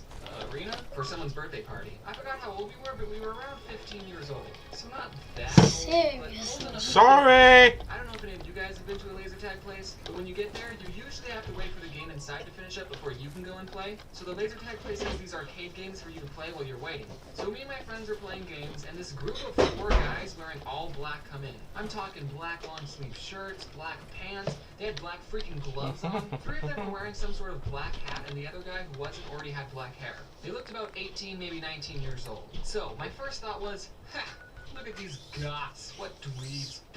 But then I remembered that the laser tag arena was darkly lit. These guys weren't goths. They were wearing camouflage. Part of me was thinking, wow, these guys came prepared. But the other part of me was thinking, wow, these guys are even bigger dweebs. They came prepared to a laser tag fight. I don't know what these guys' names were, but for the sake of this video, we're gonna call them all Hunter. Not because they have guns and they hunt people, but because I think only people with the name Hunter would do this. I don't know why I'm biased against the name Hunter, it's just one of those names. If someone named Hunter is watching, I'm not sorry. Before you go in and play laser tag, you all sit in this room and some employee tells you the rules of the game, and then at the end they make you repeat the rules to them. So they say, I will not run, jump, or climb. And then you say, I will not run, jump, or climb. But I remember while we were chanting the rules, the 4 guys were just staring off and not repeating anything. Guys, I think these 4 are planning on running, jumping, and or climbing. So we all start playing the game. This was the type of laser tag that you gotta make up a name for yourself, and it would tell you who shot who. And there were 3 teams. There was the red team, the yellow team, and either the blue or green team. I forgot the colors, it's not important. So, while we were playing, we were having fun like any person playing laser tag would, and then I run into this group of people who are wearing strobe lights. I couldn't see their faces or anything in that direction really, but I knew immediately who it was. Do you want to take a wild freaking guess who? It was the Hunter! It was the Hunter! hunters! So I got hit many times by them, and then I broke one of the rules. I ran away like anyone should when getting hit by light amplification by simulated emissions of radiation. I found one of my friends and I said, "Did you see the guys with the strobe lights?" And he said, "Yeah." And they gave me this scar. And he had a 12-inch scar on his face, and I'm just kidding, that didn't happen, it was lasers. So later in the game, I got to one of the high towers to get a good vantage point. I'm about to straight up snipe one of these dweebs. I waited for about 10 seconds when I saw a flashing light, followed by darkness, followed by another flashing light very quickly in the distance. And I just started spamming the trigger. I couldn't see any of their flashing lights that you're supposed to hit, so I was just aiming at a glowing ball. And then I hit one of them, and I knew immediately it was them because... Remember how we got to name ourselves? Well, no one really took that seriously. We all came up with joke names like Butt Fart, or Big Wiener, or Shooty McShootface. I'm just kidding on that last one, that name didn't exist back then. But the name that I chose was, are you ready for this? A Girl. Let me explain. When you got shot with a laser, it would say who shot you. So whenever I shot someone, it would say, a girl shot you. I mean, sure, it's sexist, but I thought it was the pinnacle of my comedy career. So, I don't know if any of you guys have been in this situation, but let me tell you, it is very hard to keep a straight face when halfway across a laser tag arena, an almost adult man screams with 100% seriousness, "I'm gonna kill you, girl!" That's how I knew I hit someone. It's when Hunter screamed that. So everything was pretty normal after that. I finished playing the game, and then when the game was over, I see the hunters holding a wad of black electrical tape in their hands. I'm not saying they put black tape over their sensors so you couldn't see them, but they totally put black tape over their sensors so you couldn't see them. Luckily though, their team didn't win, so ha! I mean, neither did my team, but it's not important. But I mean, screw those guys. Can you imagine them in the car driving to the laser tag place? Hunter's driving, and he looks over and says, "Hunter, did you bring the strobe lights?" "Yeah, Hunter, I brought them." "Hunter, you brought the tape, right?" "Yeah, it's right here, Hunter." "Hey, Hunter, where's your hat?" Hunter said he was going to bring me one. "Sorry, Hunter, I forgot." "Here, Hunter, take my hat. My hair's already black." "Thanks, Hunter, you're the best." Yeah, Hunter sucks. If your name was Hunter, you'd probably suck too. So, yeah, I'm sorry this video took a long time to make. It's been about 3 weeks. I've just been busy celebrating my birthday. But in case Dad? you didn't know... What? Dad. I want you. God! Dad. What? Can you search up something? In a minute. What is it called? Kevin, what was that for? Your brilliant plan is to put tiny animals into robots. That's it. To be fair, I'm not putting all the tiny animals into badniks. I'm putting some in containment units. Why are you trapping rabbits and birds in containment units? Why are you doing any of this? You captured the Chaos Emeralds. And how will putting ferrets into ladybug robots help you get them? Well, it won't. The Chaos Emeralds are in these, like, special, separate stages. Then why do you go get them instead of kidnapping rodents? Here's what you do. Stop kidnapping rodents, since all that does is draw attention to you from the giant blue super fast hedgehog whose spikes can literally explode robots. Just steal the Chaos Emeralds and leave the forest critters alone. But here's the deal. The stages that hide the Chaos Emeralds can only be navigated by a hedgehog. And what's that over there? Oh, that's just my hedgehog robot. Oh! Robotnik, I won't let you get away with it. Good plan, Kevin. Thank you, sir. I just wonder what the internet will draw a creepy, sad fan art of now that Sonic's dead. Yeah, probably nothing.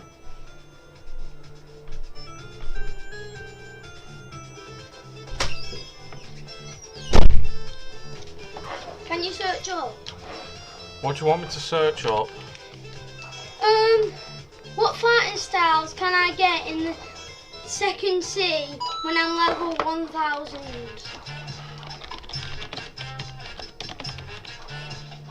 Hey, Dr. Riley. Great talk.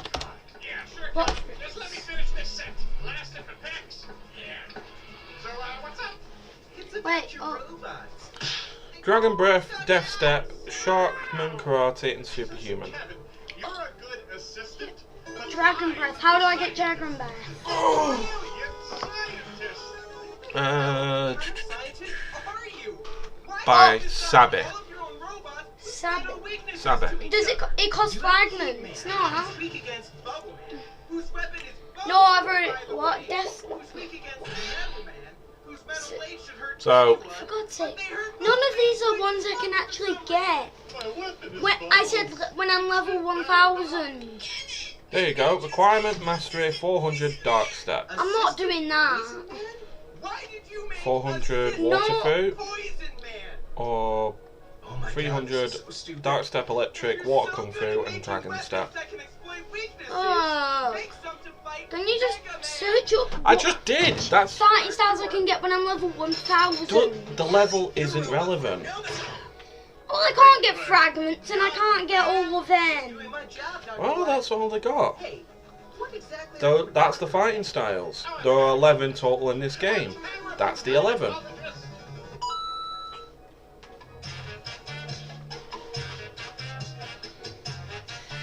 So I'd suggest you get that up to level mastery 400, 2.5 million, That's and way then more than I have. Look at my money. 1.7. Yeah, and it's 2.5. You're only 800 away. 800. What? 800. Yeah, 800. Yeah, 800. It's 2.5 million. I have 1.7 million. It's not 800. $800. Just 800. It's a million. It's a full-on 800k. I only tell you the information that's in front of me. I'm not responsible for the rest of that, so... But where do you get the shotgun karate? It's the problem. Dyrog the Sharpman. Where's he? You're gonna have to make me search this out. Yep. Right. Wait, it costs 5,000 fragments. No, that's... Oh, yeah. You can't get fragments when you're level 1,000. That's why I'm asking for the... And 5,000 you can't get easily. It does destroy the bridge, but Marnie would have to somehow get past me first, and that's impossible. Only unless I got Robux I would be able to get him at this time, and I've not got any. Right, well, that's what you need, so... How am I going to get it?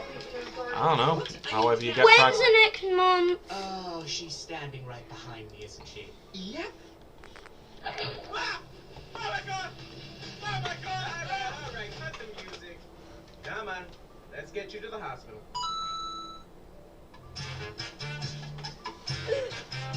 The Cooper King Hospital. Oh, Kevin! Kevin, did you finish taking inventory? Dad, Those are antiques, you when's it July? When's July? Yeah, in about a week and 2 days. Oh. I also love the compass. No wonder the same new pantsless Peter Pan cosplayer keeps Dad, across generations. Made it so search up, can you search up something? Search up what? How do you get fragments in blocks for it when you're level 1,000? For God's sake. Just never let sleeping dogs lie, do you? Right. Obtainments. Buying fragments with Roblox, defeating Darkbeard or Rip Indiana. You need to do enough damage to Rip Indiana or Blackbeard 10% in order to get the 1,500 other rewards. Defeating Cake Prince, defeating a Sea Beast, defeating a Ship Raid will give you 200. Only if you defeat both the Brigade, which gives 100, and 2 Basic, which gives 50 each. Completing Fruit Raids, which would give you a total amount of 1,000, but would add the amount left to time, counting seconds multiplied by 4.5 fragments. You did not finish the raid in time, it will give you 300. Defeating someone with a YouTuber title can give you 250,000 and 2.5k's worth of fragments. Deleting elite pirates, deleting training dummies. The elite pirates you don't need a quest, training dummy you do need a quest. A pirate raid on Castle on the Sea. The Horned Man quest. Getting fragments in random This is prizes. 1,000. Most of these are in 30, which you need to be 1,500. I'm talking about 1,000. When you're level 1,000. I'm only reading them out, the methods that you can do it. What do you mean? Go up. That basic one. What is that? That's a ship raid. Shipwreck. Oh. defeating a ship raid. Yeah, no. Okay. Right. No. What about chests? Can you get them from chests? No. Why do people always get them from chests? Oh, fragment chests in Mirage Island. Where's that? That.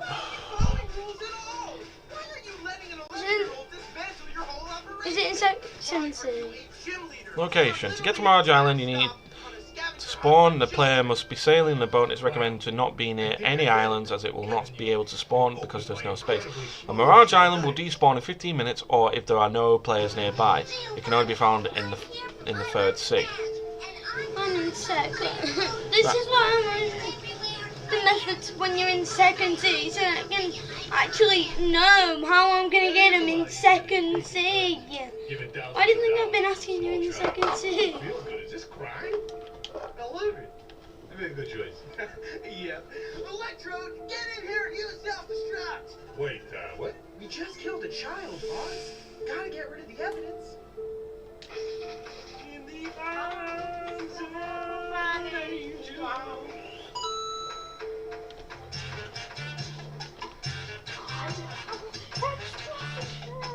Kevin, I wiped out Half-Bone Line to solve starvation. I won. Anyways, I brought us coffees. Half cream, half sugar. Perfectly balanced. Kevin? Haven't got dusted. I'm Devin, your new villain consultant. I don't like cream in my coffee.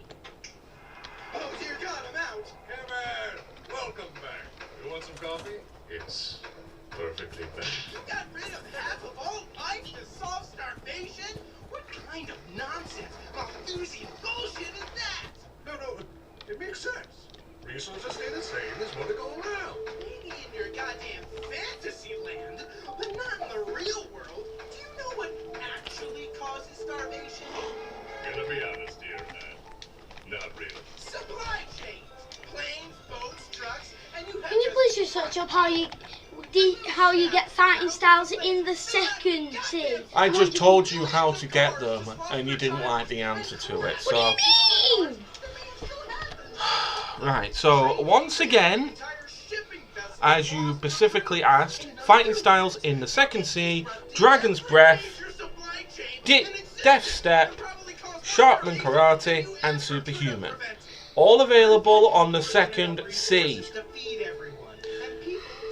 How am I supposed to get Sharpman Karate without fragments? How am I supposed to get fragments in the second C? That I don't know. I've told you. asking you to search that specifically on Because I told you how to get all the available methods of getting fragments. But how am I supposed to know if they're from the second C or the third C? When is it? You seem to know this game inside out. No, I don't at all. I barely even know the game. I only know how to grind. Now I know there's a better way. I never totally won this, but the gauntlet, very itchy.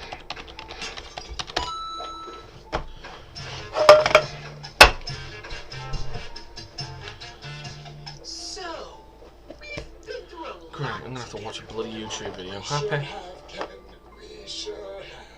I'm going to show you guys how to grind fragments just by simply, like, they're really just in the third C for, like, the best fragments, like, yeah, some of those, like, requirement fragments, 2.5 million. Another thing you should do, Mink race. Flame raid is the best raid to do.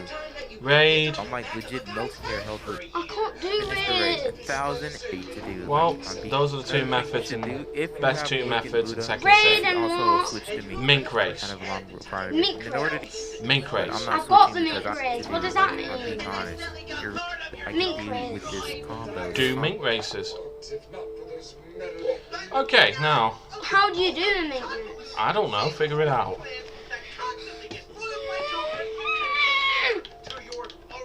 Fuck you! Don't even try and help me!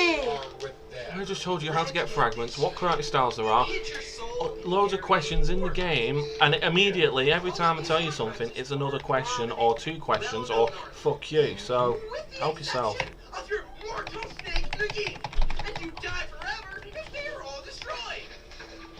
That's exactly it, yes. And why the hell didn't you make one of the Horcruxes a goddamn grain of sand that nobody could find and destroy?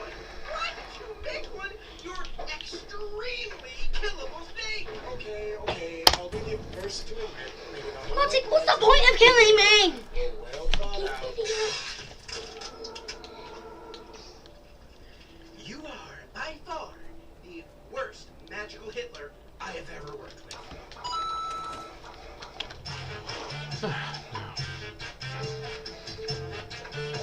Wanna know how I got these scars? Fishing accident 1992. Got your hook on your cheek twice. Super embarrassing. Anyway, can we talk about your plan? Do I look like a guy with a plan? Are you being serious right now? You just handed me the blueprints to the most elaborate plan I've ever seen. I'm like a dog chasing colors. If by dog, you mean somebody that had their goons fill 2 buildings with explosives and kidnap the DA and the assistant DA concurrently, as well as making sure Over that here. he was arrested Wait there. and then interrogated by the Batman, then yes, you are a dog. So, there's a guy in the same jail cell as me with a cell phone bomb surgically implanted in his gut. Do you hear yourself? You have a contingency plan for everything. It's so intricate. The only thing I don't really get is why. I tried the old poison the harbor to create a ton of copyrightable Joker fish, but it wasn't making enough of a splash. I wanted to show the world that all it takes is one bad day to reduce the sanest man alive. You see, that's how far the world is from where I am. Just one bad day. And how are you gonna do that? In this case, blow up one of 2 ferries. Jesus, you are the best planner I have ever met, and have the lamest endgame. All right. Why so serious? Divorced wife's recovering alcoholic doesn't leave a lot of room for a sense of humor. Now, get out. I got like 3 other evil clowns to see today. Devin, send in Pennywise so I can explain to him how to not get destroyed by the goddamn Goonies.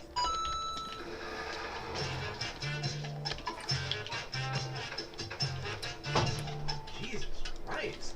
This is some of the most diabolical, villainous behavior I've ever seen. I got nothing. No advice. You two clearly know exactly what you're doing and have been able to get away with it so blatantly in the public eye. Why, yes. Thank you. You managed to basically take over the entire business of the internet, have wormed your way into nearly every aspect of online life, and make most of your money selling off the private information of your users to anonymous third parties in ways that have compromised democracy itself. There aren't even any real meaningful attempts underway to break you up or make you face consequences for your actions of malfeasance and sabotage. What we desire. More? More what? You have everything! And when there's something you don't have, you just buy it and make it part of you. You're like Tetsuo and Akira, but for capitalism. It's impressive. Evil and impressive. I simply demand people watch long-form video with me. And I just want people to treat me like a social network. You just want what the other one has. Just get together, form the ultimate unstoppable beast that will forever consume the internet and be done with it. My God. He is right. Google those things.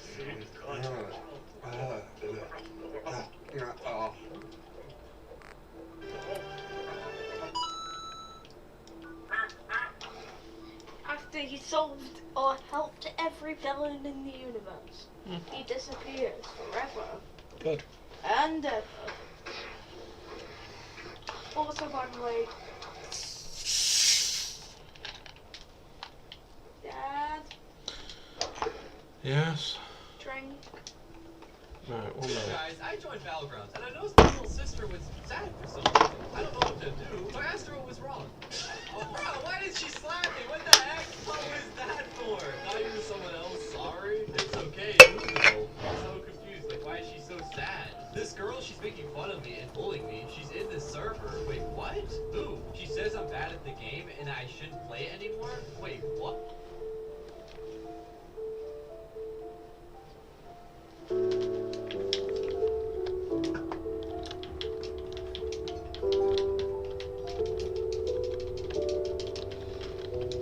am I aware that Minecraft hid my tweets in response to this?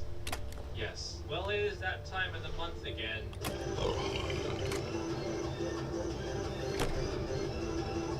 Bored and sick of... Hold it right there. It's the American modern. If 2 planks equals 4 sticks, and 3 planks equals 6 slabs, then a stick equals slab. Yes, your math checks out. Official combat handbook. Fires 3 arrows, but just a only traveler. spends 1. Thought I'd take Oh, a you've look got to around. be kidding me. Can someone verify this? These handbooks are filled with lots of errors. I also found infinity and power crossbows. How can they be full of errors if it's official? Wait. No way.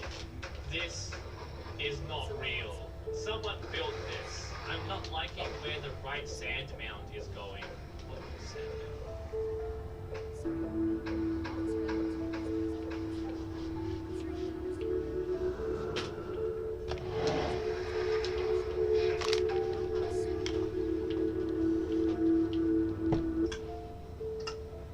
I'm interested. What is it you need? I'll do it. Uh-huh.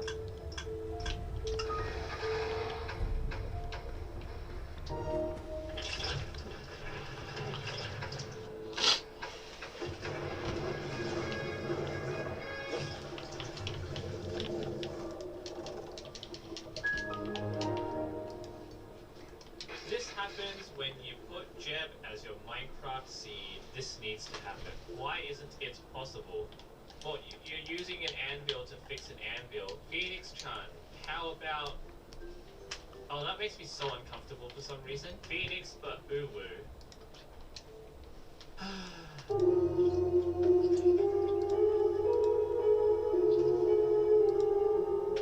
Oh. Well done. That looks perfect. Now make it spin. Minecraft meat block chart. Raw. Rare. Well done. What have you done? Oh my god, what the... So, you can now remove the enchantments on your diamond gear by putting netherite in the first slot. Are you serious? Does this get rid of curses by any chance? Good idea. Need to try this. Remind me. Can't. I'm at school. Why are you in Reddit? I don't know. I know. Okay. When can you test it? I'll post an update. When will you post it? Later. When's that? I don't know. Now. No. I know I wasted my time reading all of that.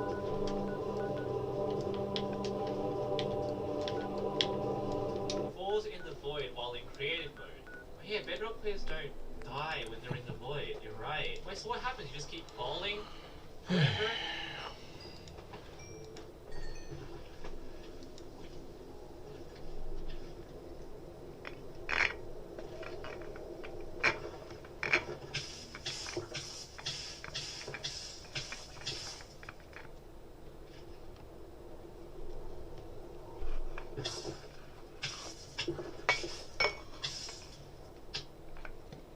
I'm Gordon Ramsay. As a Pingot. Cows. Cows. I work for a print store. Someone sent these to be printed and I have so many questions. Golden nugget. Chicken. Alert TNT. Burger. With cheese. Green potion. 69. Haha, funny Hey, you were in number. the paper, right? I don't believe you. You're 200 years That's old? not. That Looking can't pretty be. good for Are you your age, using huh? a texture pack? The sad thing is I'm not. I also got this once.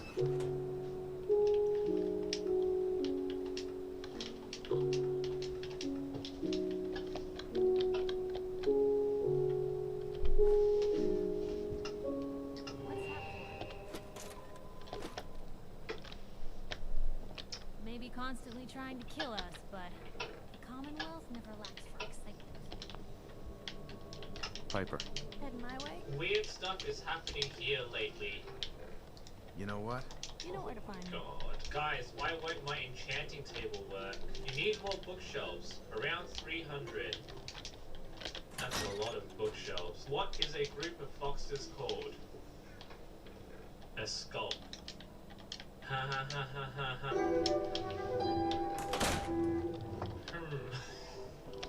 Fruity. Found the poster. Ah! It was a birthday party. But why are you eating redstone, man? Who is the...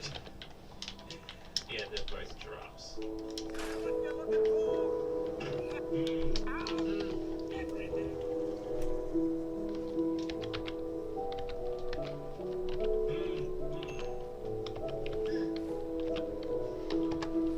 really like this gold and quartz trim.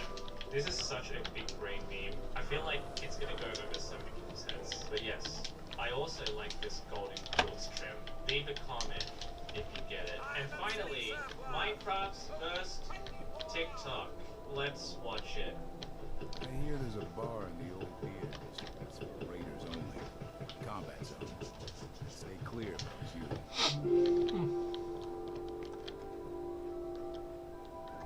Can't believe you eat that food. Only one thing worth buying in the Dad! and that's the booze. Man's gotta eat. What can I say? A real Diamond City boy eats at the noodle stand. Eat. Hold on.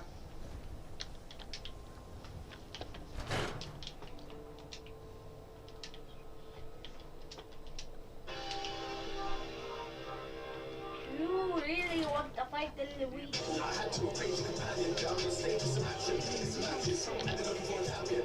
Martial arts fight as a battalion, and a whole crowd before the reaction. Then the next fight beams on the jungle street. They're making them a beam fight, guy in green. One jump start, he looks like me. I hope he survives so that I can kick him. He takes a lead, he touches his legs to his feet. Jumpman's quick so the miss is complete. He ducks me, he what's up with his speed. It's clear to be seen, he's a whole other league, but still, he ain't a match for me. Time for a snack to turn back to eat. But the sound from the crowd is distracting me. So I look up, bam, it's smacking me. Like this means war, it's green for a savage is dead. You're never gonna get away with this, what I said. I follow the show for the soul. The matrix told my hair turns gold. We've got spot, now let's see who you really are. Get my way with 100 hands. You will get hit with 100 hands. So let's do the best you understand. Jackie will see you the wonder man. Everything shakes in the thunder bang. So here for your weights to the plumber stand. So let's do the best you understand. Jackie will see you the wonder man. Get my way with 100 hands. You will get hit with 100 hands. So let's do the best you understand. Jackie will see you the wonder man. Everything shakes in the thunder bang. So here for your weights to the plumber stand. So let's do the best you understand. Jackie will see you the wonder man. Like Zoinks, like I'll hit this point. My enemies are bigger than he gets destroyed. Your boy's my tax and he won't fight back. If you mess with me, then I'm gonna get annoyed. Like, hey man, I can make your fight. My playtime's over, no way you'll survive. But keep saying it, so what am I saying? Come on, come on, they don't side. I'm on my side. I'm not saying I'm a cloud. Stand this cloud, but his language sounds like he plans to fight. Top raised to the left and a jab to the right. His head snapped back and his hand took flight. In the middle of his head, trying to bust through. Was a mushroom thing. Can't take him much room. I pointed to the last of my phone. His face went hard, next thing I know. He jumped on my head, took me out of control. Yeah, man, down there tonight. I went through a wall of the dead in the hole. And I got to my feet, the revenge is gone. It's about time that I end this cow. And I guess I gotta use 10% of my power. My energy seemed to expand. And the crowd screamed as they ran. The ground now screamed as it cracked. For the least of the use of my hands. It was a dream of the people intentions. A dream of a deep and terror. So calmly we punched together. Blood went down to the floor. Treat you late dead. Took a hole in the core. The crowd went wild and loaded of course. Arguments now. I suppose it's a draw. Walked side by side on the path to the door. My new friend smiled and he started to talk. How the hell done it? Tell me what shit. They speak my language like past me. They get my way with 100 hands. Get hit with 100 hands. So let's do the best you understand. And you will see the wonder man. Everything shakes in the thunder bang. So if you can wait to the plumber stand. So let's do the best you understand. And you will see the wonder man. Ah, yes. What he didn't know is that the Waluigi, Dad? Everyone does less.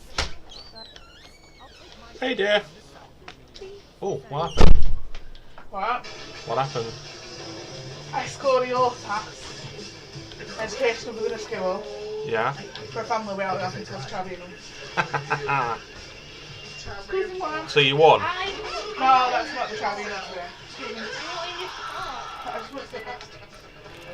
So, I come out of the tribunal today with the best results we could get today. Good. No decisions, obviously. Yeah. And then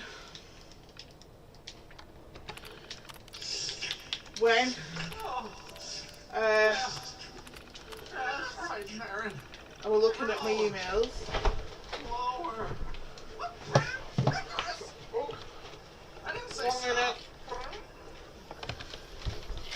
to find I had a no prejudice offer for another client. Good.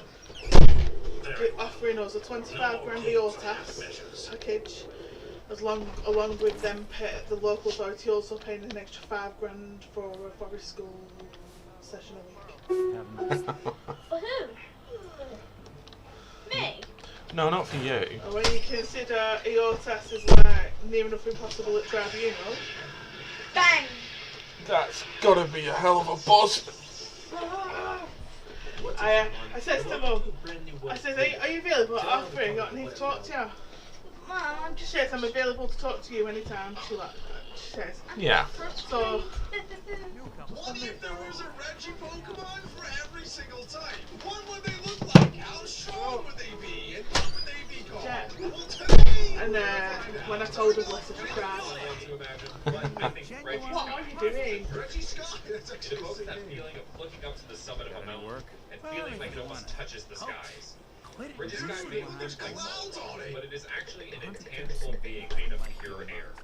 You could say Regigigas pulled Reggie Sky out of thin air. Next up on the opposite Get end. it? At first glance, it kind of does look like an ice Pokemon to me, though. It looks sort of like a glacier with that's so big and tall, but there's clouds at the top of it. But apparently the whole thing is made of air. I guess it's all compressed and condensed air. And then that would be pretty cool. I like how it has a little smiley face, too, with the yellow dots. Next up on the opposite end of the spectrum is Ground type. What is this going to look like? Rock and ground type as elements are take a look. often hard to distinguish from one another. That's true. They're very similar. Especially when it comes to Reggies, which are essentially elemental golems of that type. But Reggie Terra manages to make that distinction. Sorry, I'm tired too, Jack. Making your Reggie I would be after you keep waking me up early. clay and sediment is a great way to separate it from the jagged rocks of Reggie. It honestly looks like Regigigas just cut out a square chunk of earth and said, "Here, you're a Reggie now." That is true. That is very true. For some reason, though, when I look at this Pokemon, I don't see, like, legendary epicness from it. I feel like it still needs to evolve into something. I do love how there's a ginormous tree stump on the top of it, though, and roots going through it. It's super creative. And I also think that, for whatever reason, it would be super defensive and have, like, crazy good special defense. But as always, let me know what you guys think. Next up, we have Bug. Is the bug type. Where's the Bug Reggie going to? Which was actually my idea. Oh, I don't want It's two. a honeycomb given both in the Who the hell design needs and 2 the name, combat shotguns? I think is pretty clever. Not me, that's With who. 4 legs and 2 arms, to reference how insects Take typically one have 6 legs. Also, its legs are bee stingers. Anyhow, let's talk lore. The tale of Regicomb goes like this. Once upon a time, Regigigas was feeling weak and starving. It's